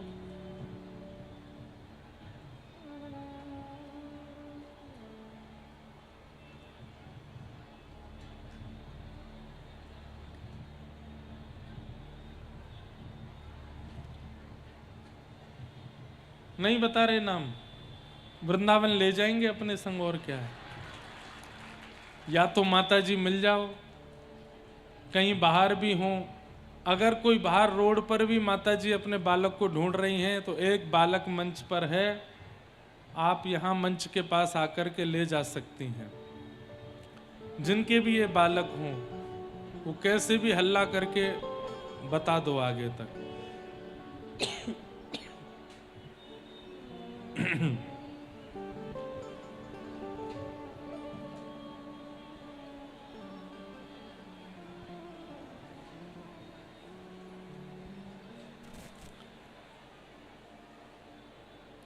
देवकी मैया ने इसलिए कहा है अक्रूर जी को कि यशोदा को बता के आना कि कृष्ण उनका पुत्र नहीं है, ताकि वो प्रतीक्षा ना करे। अक्रूर जी महाराज ने समय पाकर के भीतर गए और भीतर जाकर के यशोदा मैया से कहा, मैया आपको एक बात बतानी है। बोले क्या? 11 वर्ष 56 दिन पहले आपने सुना था कि कंस के कारागृह में देवकी और वसुदेव ने एक बालक को जन्म दिया। यशोदा मैया बोली, हाँ हमने सुना था, एक बालिका का जन्म हुआ जिसको कंस ने पृथ्वी पर पटका और वो अष्टभुजी देवी काली के रूप में प्रकट हो गई थी। बोले नहीं नहीं मैया, पूरी कथा ये नहीं है। पूरी कथा ये है कि नंद वसुदेव देवकी के यहाँ बालक ने जन्म लिया। उस बालक को आधी रात में वसुदेव जी मथुरा से लेकर के गोकुल आए और गोकुल में यशोदा मैया के बगल में सुला दिया और यशोदा मैया की जिस लाली ने जन्म लिया था उसको ले जाकर के कंस को दिया, जो भद्रकाली अष्टभुजी बनी। मैं बस इतना संकेत करना चाहता हूं, कंस से रक्षा के कारण इस बालक को आपके पास लाया गया था और वो बालक कृष्ण है। यशोदा मैया ने जैसे ही सुना कि वो बालक कृष्ण है, कृष्ण मेरे पुत्र नहीं है, और नहीं मां, ये देवकी के पुत्र है। यशोदा मैया का तो सर्वांगीण अंग ठंडा पड़ गया, ना कुछ बोल पा रही हैं, ना कुछ कह पा रही हैं। अक्रूर जी महाराज यशोदा मैया को बैठाते हैं, बोले मां अपना ध्यान रखिएगा। और ये बात मैंने केवल इसलिए बताई कि कृष्ण परसों वापस नहीं आएंगे। यशोदा मैया ने केवल इतना पूछा स्तब्ध माहौल में, कब आएगा? बोले अब कभी नहीं आएंगे, अब वो अपनी मां के पास रहेंगे। इस संपूर्ण व्रज की रक्षा का दायित्व आपके ऊपर है मां, संभालिएगा। और ऐसा कहकर के अक्रूर जी बाहर चले गए। सब ब्रजवासी घेर करके खड़े हैं रथ को। गोपियां कह रही हैं हम रथ के आगे आ जाती हैं, हमारे ऊपर से रथ को निकाल दो। ठाकुर जी कह रहे हैं कैसी बात करती हो, परसों आ जाऊंगा मैं। बोले परसों तक कैसे जिएंगे श्याम सुंदर तुम्हें देखे बिना? ग्वाल बाल बछड़ा बछिया पक्षी सब रो रहे हैं और सब यही कह रहे हैं कि नाथ आपके लिए परसों कहना बहुत सरल है, लेकिन हमारे लिए परसों बरसों युगों के समान बीत जाए। गोपी गीत में गोपियां कहती हैं त्रुटिर युगायते त्वाम पश्यताम। हम जब आपको देखती हैं, ध्यान से सुनिएगा, गोपियां कहती हैं हम जब आपको देखती हैं और उस समय जब हमारी पलक झपकती है ना, तो 1 सेकंड से भी कम क्षण के लिए झपकी हुई पलक भी हमको 3 युग के समान लगती है। कन्हैया आपको देखने में एक पलक भी जब इतनी बाधा दे सकती है, तो आप परसों की कह के जा रहे हो, हम कैसे जिएंगे? लेट गई रथ के आगे, बोले निकाल दो हमारे ऊपर से रथ को। ऐसा विरह कभी देखा सुना नहीं गया था ब्रजवासियों का जैसा हो रहा है। ठाकुर जी बस आंख बंद करके बैठे हैं, नेत्रों से अविरल अश्रुधार गिर रही है, किसी को देख नहीं पा रहे हैं, अपने हृदय को बार बार पकड़ रहे हैं, बलराम जी से लिपट जाते हैं। इतने में ही अक्रूर जी आए, सैनिकों को लगा करके गोपियों को हटवाया और रथ जैसे ही आगे बढ़ाने लगे, इतने में ही कन्हैया को जोर की आवाज आई, लाला नेक रुक जा। और ये आवाज यशोदा मैया की है। बलराम जी की गले से लगे हुए ठाकुर जी तुरंत कहते हैं मैया बुला रही है, भैया भैया मैया बुला रही है। और हाथ छोड़ करके जैसे पीछे देखते हैं, बूढ़ी यशोदा मैया पीछे पीछे दौड़ रही है। लाला नेक रुक जा, नेक मेरी बात सुन जा लाला, नेक मेरी मुझसे बात कर जा लाला। चलते हुए रथ से श्याम सुंदर कूद पड़े और दौड़ करके गए, यशोदा मैया को अपने अंक में भर लिया। कहा बात है मैया, तू ऐसे पीछे काई को आ रही है? अरे मैया तू इतनी विरह में काई को आ रही? अच्छा तो को इतना विरह रो, मैं नहीं जाऊंगा, मुझको नहीं चाहिए कोई पुरस्कार, मैं नहीं जाऊंगा मथुरा। तू रोवे मत मैया, तू ऐसे मत होवे। यशोदा मैया रो भी रही है और हंस भी रही है और लाला से कह रही है लाला जानो तो को पड़ेगो। और सर्वांगीण अंग का स्पर्श करते हुए जब चरणों का स्पर्श करती हैं यशोदा मैया, ठाकुर जी बैठ जाते हैं। बोले मैया ये कहां कर रही है तू?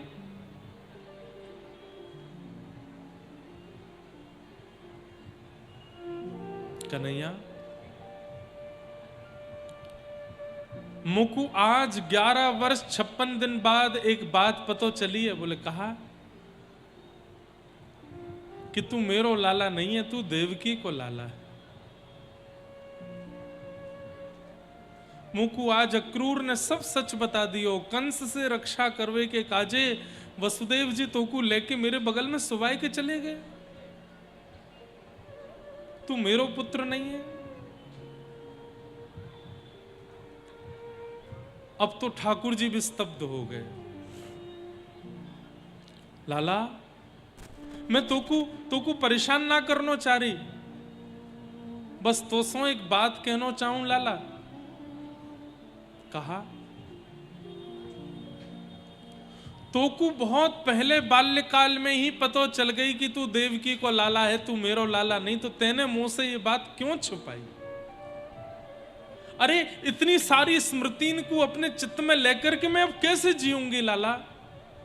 तुम मुझको बाल काल में ही बता दे तो कि मैया मैं देवकी को लाला हूं, जब तोकू पतो चली तू वही समय मुझको संकेत कर दे तो मैं तोकू स्वयं लेकर के देवकी के पास चली जाती। 1-2 वर्ष की स्मृतिन के संग में इतनी परेशानी नहीं होती। अब तेरो पूरो जीवन मैंने देखो 11 वर्ष को इतनो बड़ो मेरो लाला है गयो, इतनी सब लीला मैंने देख ली, इतने तेरे भाव देख लिए। अब इन भावन को चित्त में लेकर के बाकी को जीवन कैसे जीऊंगी मैं लाला? लेकिन तू चिंता मत कर, मैं तुमको परेशान नहीं करूंगी। सर्वांगीण अंग का स्पर्श करते हुए यशोदा मैया कहती है लाला अब तू जा, देवकी मैया के पास रहियो, खूब प्रेम करियो, और जैसे मुंह को सतावे वैसे मत सताइयो। पर लाला एक वस्तु मांग लूं तो? ठाकुर जी बोले हाँ मैया बोलो। तू अब जीवन भर देवकी के पास रहियो, पर कभी यदि तेरे कान में खबर पहुंच जाए कि यशोदा मरवे वारी है, यशोदा की मरणासन स्थिति आ गई है, तो लाला तू वास में सब छोड़ के मेरे सामने आ जाइयो। बस मैं तो नित्य यमुना जी से प्रार्थना करूंगी, नित्य गिरिराज बाबा को मनाऊंगी कि मेरे प्राण तब तक मत निकारियो जब तक मेरो लाला नहीं आ जाए। और मेरो कन्हैया मेरे सामने आ जाएगो, वाके गोद में अपनो सर रख दूंगी, तो कुछ देखते देखते देखते देखते प्राण त्यागूंगी। क्यों? क्योंकि मैंने सुनी है लाला अंते यामती सागति, अंत में जाकू देखते भय प्राण निकले, अगले जन्म में वो तुम्हारो है जाए। या जन्म में तू मेरो लाला नहीं है पायो लाला, तो कुछ देखते भय प्राण त्यागूंगी, तो अगले जन्म में तेरी मैया बन के आऊंगी, तो कुछ जन्म दूंगी लाला में, तू मेरे सामने आ जाइए।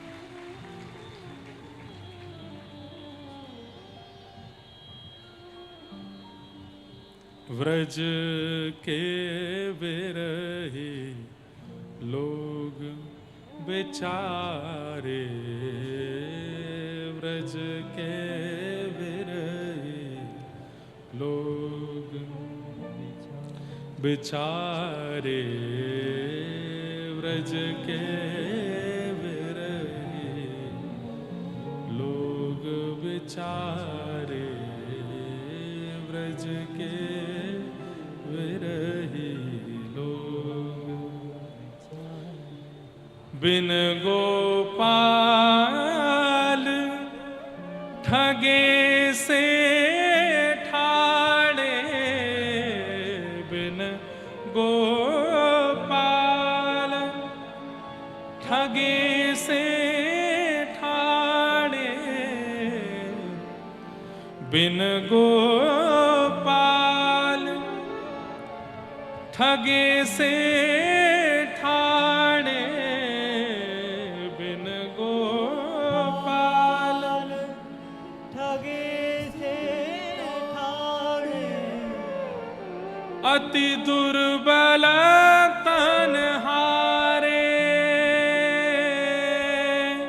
अति दुर्बल तन हारे, बिन गोपाल ठगे से ठाड़े, जैसे कोई ठग के चला गया हो, ऐसे ब्रजवासियों की स्थिति हो गई। व्रज के विरही लोग बिचारे। और मात यशोदा पंथ निहारे, मात यशोदा पंथ निहारे, निरखत साँझ सकारे, निरखत साँझ सखारे, व्रज के विरही लोग बेचारे, व्रज के विरही लोग बेचारे। जो कोई कान्ह कान कहीं बोलत, जो कोई कान कहीं आखिन बहत पनारे, आखिन बहत पनारे, व्रज के विरही लोग बेचारे, व्रज के विरही। अरे कोई गलती से कान्हा बोल देता है तो सब एक स्वर में रोने लगते हैं। ऐसी स्थिति हो गई है ब्रजमंडल की कि यहाँ गोविंद, गोपाल, कान्हा, केशव, मुरारी, मधुसूदन, मोहन ठाकुर जी के जाने के बाद बोलना मना है, क्योंकि एक नाम भी यदि बोल देते हैं एक का रोना प्रारंभ होता है और एक के साथ सबका रोना शुरू हो जाता है।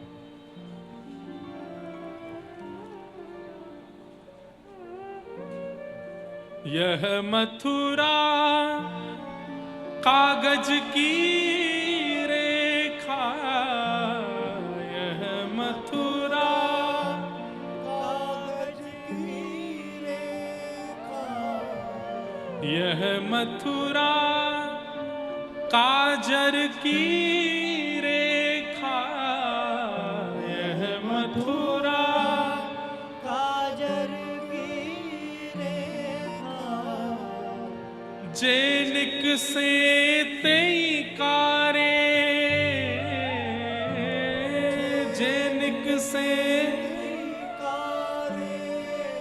परमानंद स्वामी बिनु ऐसे, परमानंद स्वामी बिनु ऐसे, जो चंदा बिन तारे,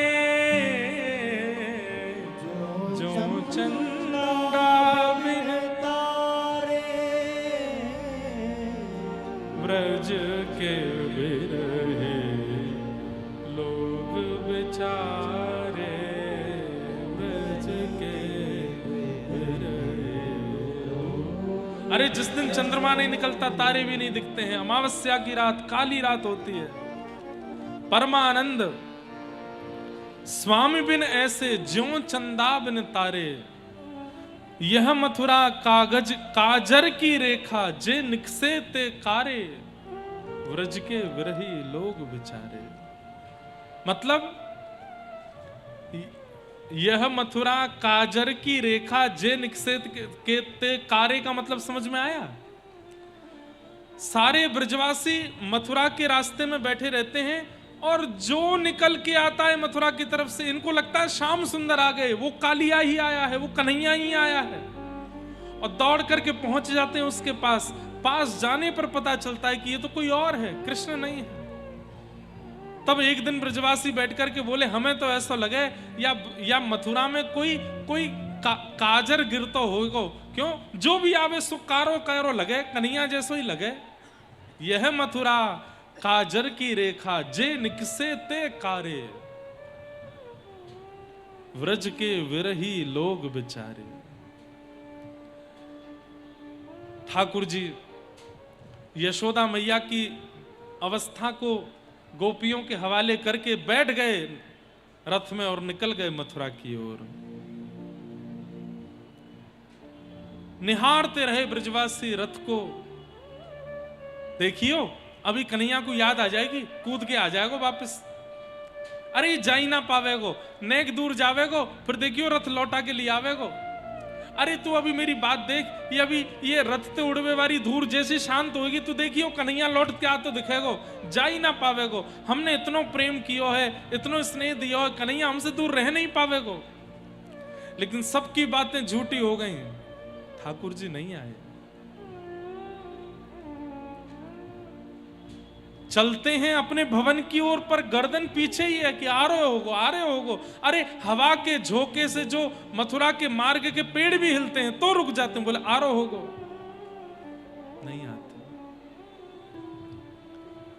और परसों का इंतजार करते करते करते करते करते करते करते आगे कथा में आप सुनोगे बरसों बीत गए, नहीं आए ठाकुर जी। भगवान मथुरा पहुंचे, मथुरा जाकर के कुबलिया पीड़ हाथी का उद्धार किया, रणभूमि में प्रवेश करके बड़े बड़े मल्लों के साथ युद्ध करके सबको नष्ट। अब भगवान का ऐश्वर्य दिखे हैं, अपनी माया से अपने प्रभाव से सब नष्ट करते चलेंगे। 50 सिद्धि ऊपर पहुंच गए, महाराज कंस को दोनों भुजाओं में उठा करके पृथ्वी पर पटक दिया, वध कर दिया उनका। कारागृह में प्रवेश करके अपनी जन्मदात्री मां देवकी को मुक्त किया, हृदय से लगाया। उग्रसेन नाना को मथुरा का राजा बनाया, कंस के पिताजी को राजा बनाया। और भगवान ने सब व्यवस्थित करने के बाद वसुदेव जी से जाकर के कहा, पिताजी अब मैं गुरुकुल पढ़ने जाऊंगा। और भगवान लगभग 12 वर्ष की अवस्था में पहली बार गुरुकुल पढ़ने के लिए गए, सांदीपनी उपाध्याय जी के पास। कहां? अवंतिका, उज्जैन। और वहां जाकर के भगवान ने गुरुकुल में अध्ययन किया। वहीं भगवान को परम सखा सुदामा जी मिले। वर्षों तक वहां अध्ययन करने के बाद ठाकुर जी कुछ वर्ष पढ़ने के बाद वापस आए, मथुरा आए। मथुरा में भगवान का दिव्य स्वागत हुआ। राजा धीराज गौ ब्राह्मण प्रतिपालक वसुदेव नंदन देवकी नंदन ब्रज उर चंदन श्री कृष्ण चंद्र जी महाराज पधार रहे हैं। भगवान का इतना लंबा नाम हो गया।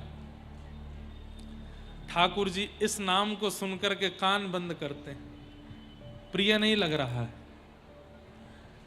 यही व्रजमंडल में कोई कान्हा कह के बुलावे, कोई गोविंद कह के बुलावे, कोई गोपाल कह के बुलावे, मैया लाला कह के बुलावे, वो नाम ज्यादा प्रिय है ठाकुर जी को। एक दिन देवकी मैया ने ठाकुर जी को प्रसाद पवाने के लिए अपनी गोद में बिठाया और जैसे ही थाली खोली, थाली में मक्खन देख करके ठाकुर जी रोने लगे। और यशोदा मैया करके रोए। देवकी मैया बड़ी भावुक कह गई, याकू अभी भी वही की याद आवे। तब भगवान के परम सखा उद्धव जी को भगवान के पास भेजा। उद्धव जी को ठाकुर जी ने कहा, मैं अगर वापस वृंदावन जाऊंगा तो वापस नहीं आ पाऊंगा, तू एक बार चलो जा, नेक देख के आना यशोदा मैया कैसी हैं, नंद बाबा कैसे हैं, मेरी किशोरी जी कैसी हैं, सब गैया बछड़ा बचिया गाय सब गोपी ग्वाल मेरे सखा सब कैसे हैं, तू एक बार देख के आ। और सुन, है सके तो उनको मना करके आइयो कि अब मेरे याद में मेरे विरह में रोनो बंद करें। उद्धव जी महाराज बोले, वृष्णि नाम प्रवरो मंत्री कृष्ण से दयित सखा शिष्यो बृहस्पतिर साक्षात उद्धवो बुद्धि सत्तमा। मैं अभी जाता हूं, शाम तक आ जाऊंगा लौट करके। भगवान ने अपना मोर पिच्छ निकाल करके उद्धव के मुकुट में लगाया, अपनी काली कमली उतार करके गले में पहनाई। उद्धव बोले, ये क्यों? बोले, या के बिना जाएगो तो ब्रजवासी तोते बात ना करेंगे, पहन के जा। और सुन, कब आएगो? बोले, शाम तक आ जाऊंगा। बोले, जल्दी आइयो, मैं तेरी प्रतीक्षा कर रहा हूं। और मेरी मैया को जाकर के बताइयो, मुझको बहुत याद आवे।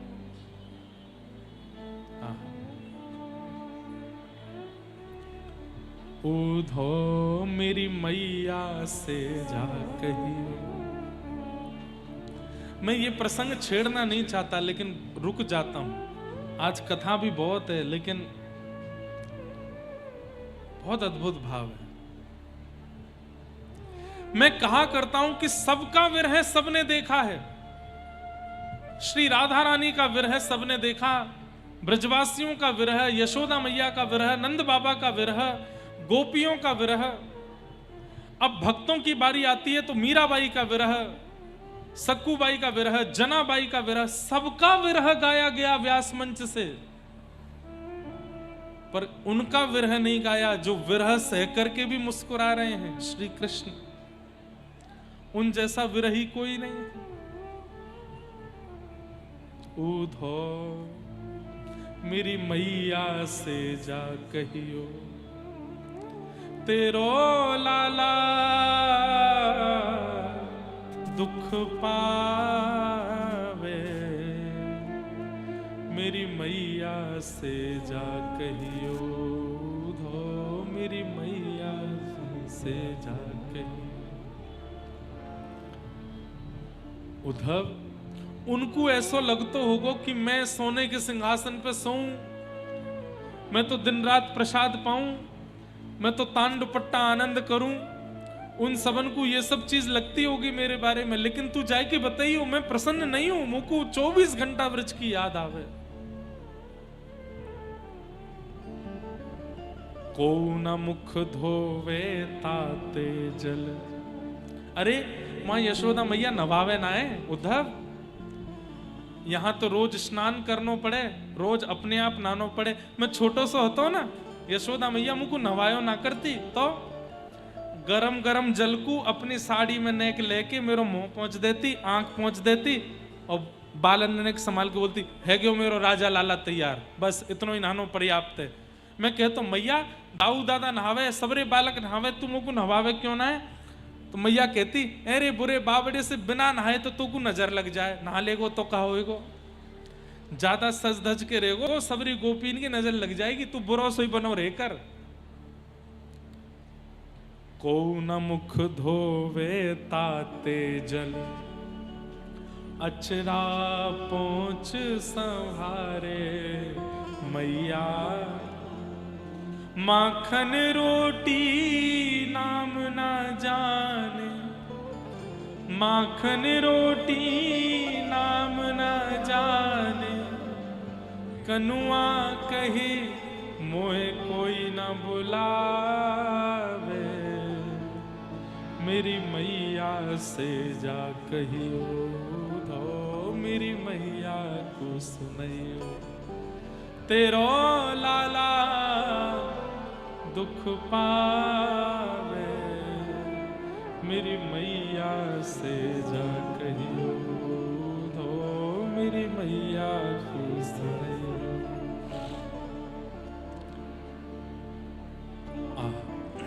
उद्धव जी महाराज पहले तो ठाकुर जी को समझा रहे हैं, अरे भगवान आप रोते क्यों हैं? आप परमात्मा हैं, आप भगवान हैं, सारे विश्व को मोह से अलग करने वाला खुद रो रहा है। ना ना, ये आपको शोभा नहीं देता, रोइए मत। मैं जाता हूं ना, समझा के आता हूं ब्रजवासियों को। उद्धव जल्दी आइयो। अरे मैं शाम तक आ जाऊंगा। तो ठीक है। उद्धव जी गए वृंदावन। यहां पर आज ठाकुर जी को व्रज छोड़े वर्षों हो गए हैं, लेकिन आज भी उसी जगह पर जहां से ठाकुर जी रथ में बैठे थे, वहां आज भी ब्रजवासी बैठे हैं और बस एक टक लगा करके मथुरा की ओर देख रहे हैं। इतने वर्षों बाद भी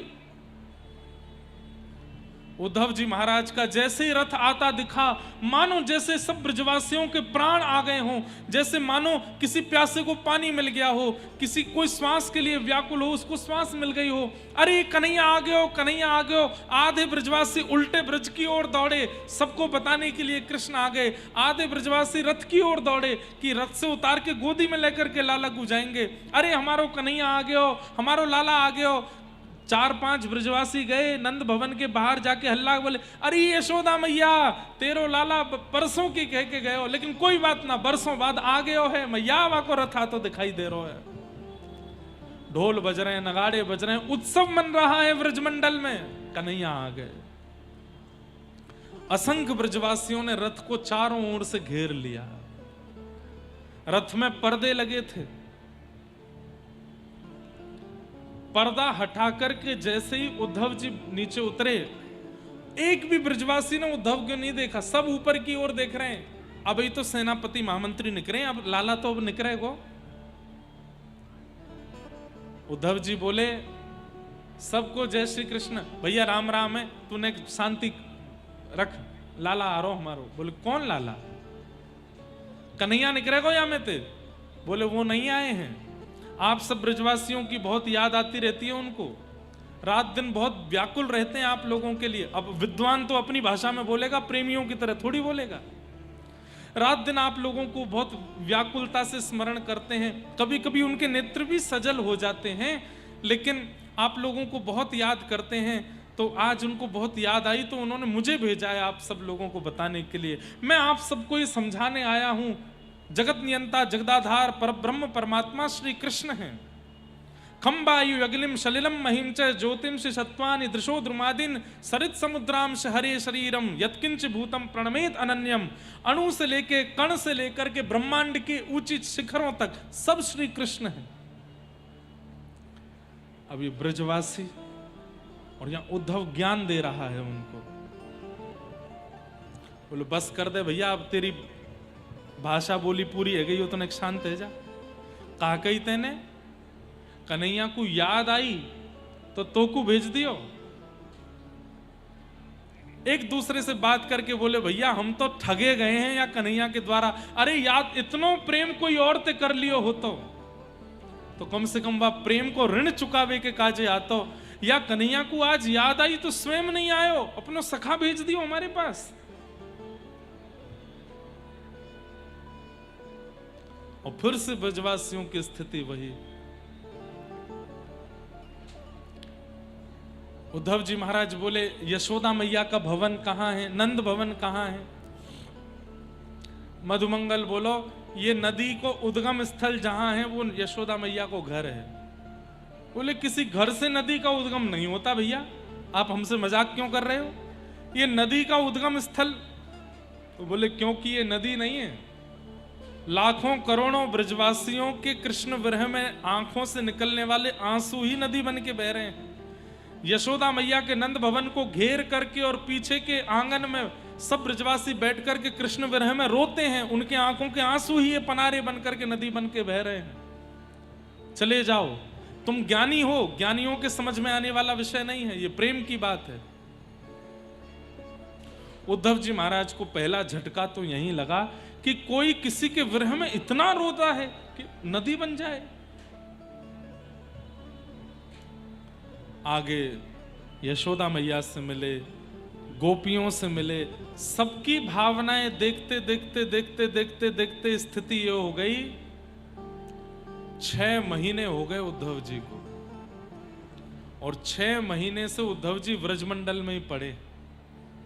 ना वस्त्र बदले हैं, ना कुछ खाया है, ना कुछ पिया है, ना स्नान किया है। केश जटा जैसे बन गए, बड़ी बड़ी दाढ़ियां हो गई हैं और आंखें रो रो करके सूज गई उद्धव जी महाराज की। अपने आप को ब्रजवासी समझने लगे, उन व्रज की विरहणी गोपियां समझने लगे, और कृष्ण विरह में हा नाथ करके उद्धव जी महाराज रोने लगे व्रजमंडल में। 6 महीने बाद किशोरी जी की कृपा से याद आई, और याद आया मैं तो उद्धव हूं, मैं तो कह के आया था कि शाम तक लौट के आ जाऊंगा। दौड़े मथुरा की ओर, बिना रथ के ही दौड़े हैं। ठाकुर जी छत पर रोज खड़े होकर के प्रतीक्षा करते हैं कि उद्धव आ रहा होगा, और आज जब गिरता पड़ता दौड़ता भागता हुआ आ रहा है, बड़ी बड़ी दाढ़ी हैं, जटा जैसे केश हो गए हैं। उद्धव को आते देखा, ठाकुर जी छत से तुरंत नीचे आए, दौड़ करके बीच रास्ते में ही उद्धव को हृदय, उद्धव ये क्या हुआ तुझे, ये तेरी हालत ऐसी कैसे हो गई? उद्धव जी मानो किसी विरही गोपी की तरह ठाकुर जी को हृदय, मेरे श्याम सुंदर मिल गए, मेरे प्राणनाथ मिल गए, मेरे जीवन नाथ मिल गए, मेरे अरे उद्धव मैं कृष्ण, तू उद्धव है?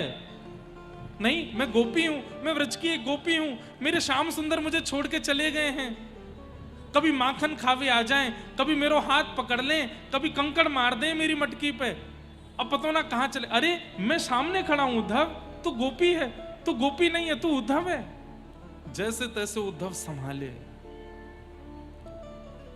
उद्धव जी महाराज को जब होश आया, चरणों में गिर गए, नाथ महादेव को बुलाइए, ब्रह्मा जी को बुलाइए, और अभी इसी वक्त परब्रह्म की पदवी का त्याग कर दीजिए, किसी और को परब्रह्म बना दीजिए। इस पूरे ब्रह्मांड का संचार का दायित्व किसी और को दे दीजिए। ये ब्रह्मांड आपके लिए नहीं, आपके लिए केवल ब्रज वृंदावन, वो ब्रजवासी हैं, उनके पास ही रहिए, उन्हें छोड़ के मत जाइए नाथ। यशोदा मैया और सब ब्रजवासी वो आपके प्रेमी हैं, आप वहीं चलो।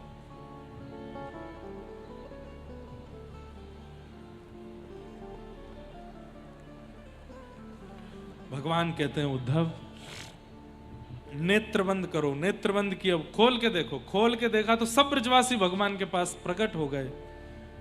ये सब ब्रजवासी मुझ में ही हैं, मैं ब्रज ही हूं, मुझसे ब्रज कभी अलग नहीं होता उद्धव। भगवान उद्धव जी बोले तो फिर मेरे साथ ये लीला क्यों की, मुझे क्यों भेजा, ये सब क्यों? बोले ताकि तू ज्ञानी से प्रेमी बने। तू ज्ञानी तो बहुत था, अब तू प्रेमी है, बस इसलिए ये सब हुआ। वाकई प्रकट रूप में व्रज अपनी जगह है, पर अप्रकट रूप में ये सब ब्रजवासी मेरे संग ही रहते हैं, मेरे अंदर ही हैं, और मैं उन ब्रजवासियों के पास ही हूं।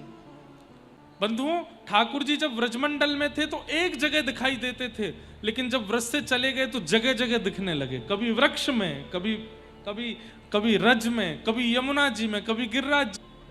जो प्रेम लक्षणा भक्ति से युक्त होगा वो मुझे देख पाएगा। मैं सब जगह हूं, पूरा व्रजमंडल मेरा रूप हो गया है। ऐसे ठाकुर जी ने उद्धव जी के साथ में लीला की।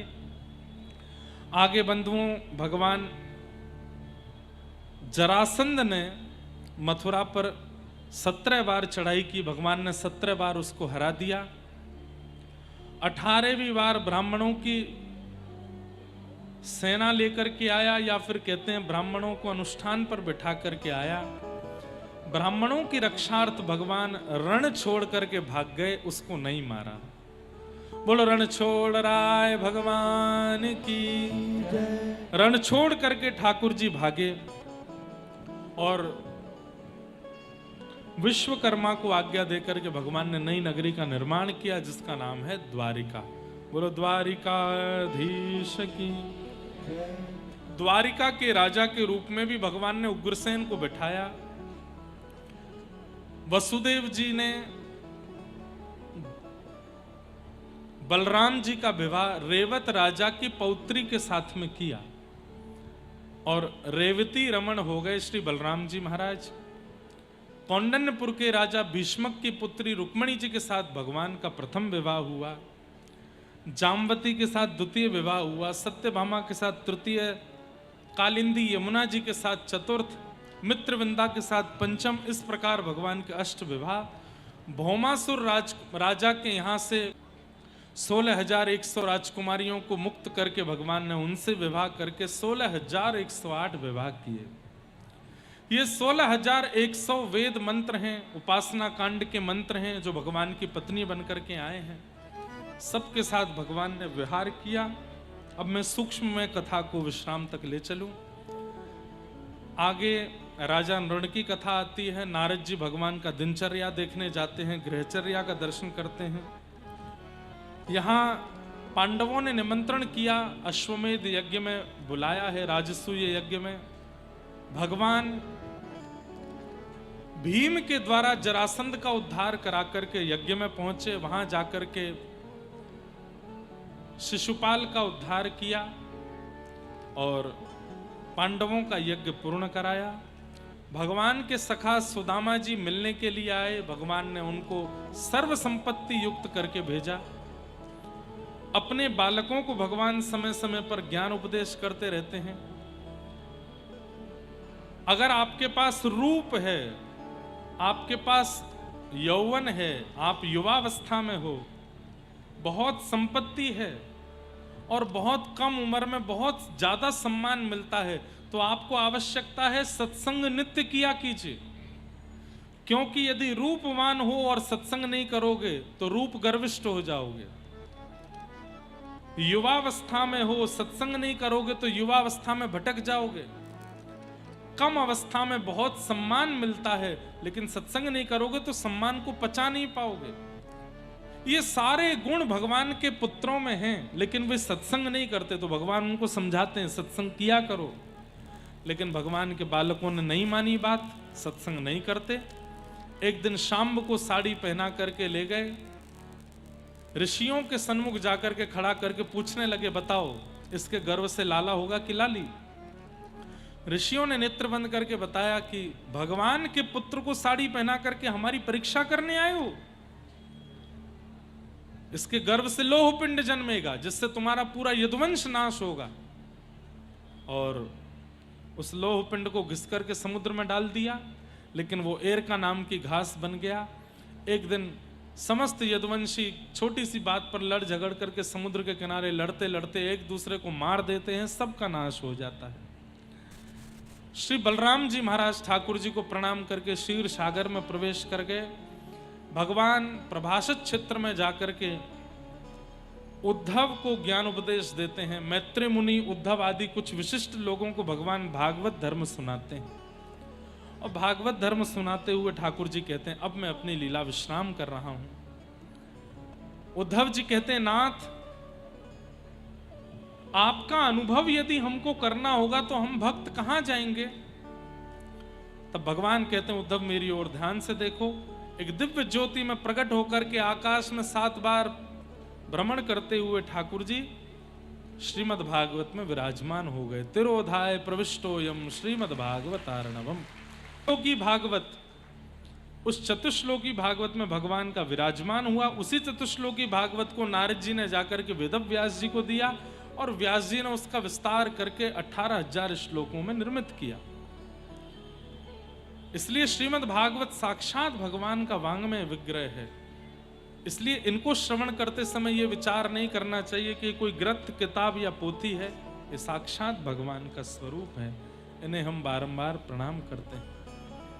भगवान ने अर्जुन को आज्ञा दी, भगवान की पटरानियों को लेकर के वे व्रजधाम जा रहे थे, लेकिन बीच रास्ते में ठाकुर जी ने आकर के उनका भी हरण कर लिया। अर्जुन ने जाकर के भगवान के स्वधाम गमन का समाचार पांडवों को दिया। पांडवों ने परीक्षित को राजा बनाया। पांडव स्वर्गारोहण को गए। परीक्षित राजा ने एक दिन कलयुग को मिलकर के उसको 5 स्थान दिए। राजा परीक्षित को स्वयं भटकना पड़ा। 7 दिन में मरने का श्राप लगा।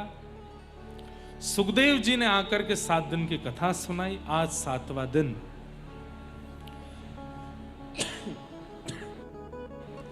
त्वं तु राजन मरिष्येति पशु बुद्धिम इमाम जहि। राजन, तुम मरोगे, ये पशु बुद्धि को अपने चित्त से निकालो। हमारा शरीर मरता है, हमारी मृत्यु नहीं होती। हम तो नित्य मुक्त शुद्ध आत्मा है, परमात्मा में विलीन हो जाएंगे। इस प्रकार ज्ञान उपदेश करके श्री सुखदेव जी महाराज भी वहां से प्रस्थान कर गए। और तक्षक सर्प ने आकर के परीक्षित का स्पर्श किया। परीक्षित भी भगवत धाम को एक सुंदर विमान में बैठ करके प्रस्थान कर गए। इस प्रकार श्रीमद् भागवत जी का संपूर्ण भाव सुनाया। मार्कंडेय ऋषि ने भगवान के प्रलयकालीन रूप को, माया को देखने का अनुभव, एक दिन मैंने कथा सुनाई थी, और मार्कंडेय जी को भगवान ने संपूर्ण माया का दर्शन कराया। आदि आदि सब भाव, सबको हम प्रणाम करते हैं। भागवत जी के अंतिम 2 श्लोकों का गान सब लोग मेरे साथ करेंगे। सब लोग मेरे साथ बोलिए। भवे भवे यथा भक्ति। भवे भवे यथा भक्ति। जो खड़े हैं वो तुरंत बैठ जाइए और बिल्कुल सावधानी से इन दोनों श्लोकों का मेरे साथ में गान करेंगे। भवे भवे यथा भक्ति। भवे भवे यथा भक्ति। पादयोस्तव जायते। पादयोस्तव जायते। तथा कुरुष्व देवेश। तथा कुरुष्व देवेश। नाथस्त्वं नो यतः प्रभो। नाथस्त्वं नो यतः प्रभो। नाथस्त्वं यतः प्रभो। नाम संकीर्तनं यस्य नाम संकीर्तनं यस्य नाम संकीर्तनं यस्य नाम संकीर्तनं यस्य सर्वपापप्रणाशनं सर्वपापप्रणाशनं प्रणामो दुःखशमनः नामो दुःखशमनः तं नमामि हरिं परम्। नमामि हरिं परम्। नाम संकीर्तनं यस्य नाम संकीर्तनं यस्य सर्वपापप्रणाशनो सर्वपापप्रणाशनं प्रणामो दुःखशमनः प्रणामो दुःखशमनः तं नमामि हरिं परम्। नमामि हरिं परम्। नाम संकीर्तनं यस्य नाम संकीर्तनं यस्य सर्वपापप्रणाशनो सर्वपापप्रणाशनं प्रणामो दुःखशमनः प्रणामो दुःखशमनः तं नमामि हरिं परम्। तं नमामि हरिं परम्। तं नमामि हरिं परम्। नमामि हरिं परम्। तं नमामि हरिं परम्। नमामि हरिं परम्। बोलो वृंदावन बिहारी लाल की जय श्री राधा रमण लाल की जय श्री राधा वल्लभ लाल की जय देवादिदेव महादेव बलकेश्वर महादेव की जय गिरिराज धरण की जय श्याम सुंदर श्री यमुने महारानी की जय 84 कोस ब्रजमंडल धाम की जय पुरुषोत्तम मास की जय हम सबके सद्गुरुदेव भगवान की जय अपने अपने माता पिता की जय भारत माता की जय जय जय श्री राम जय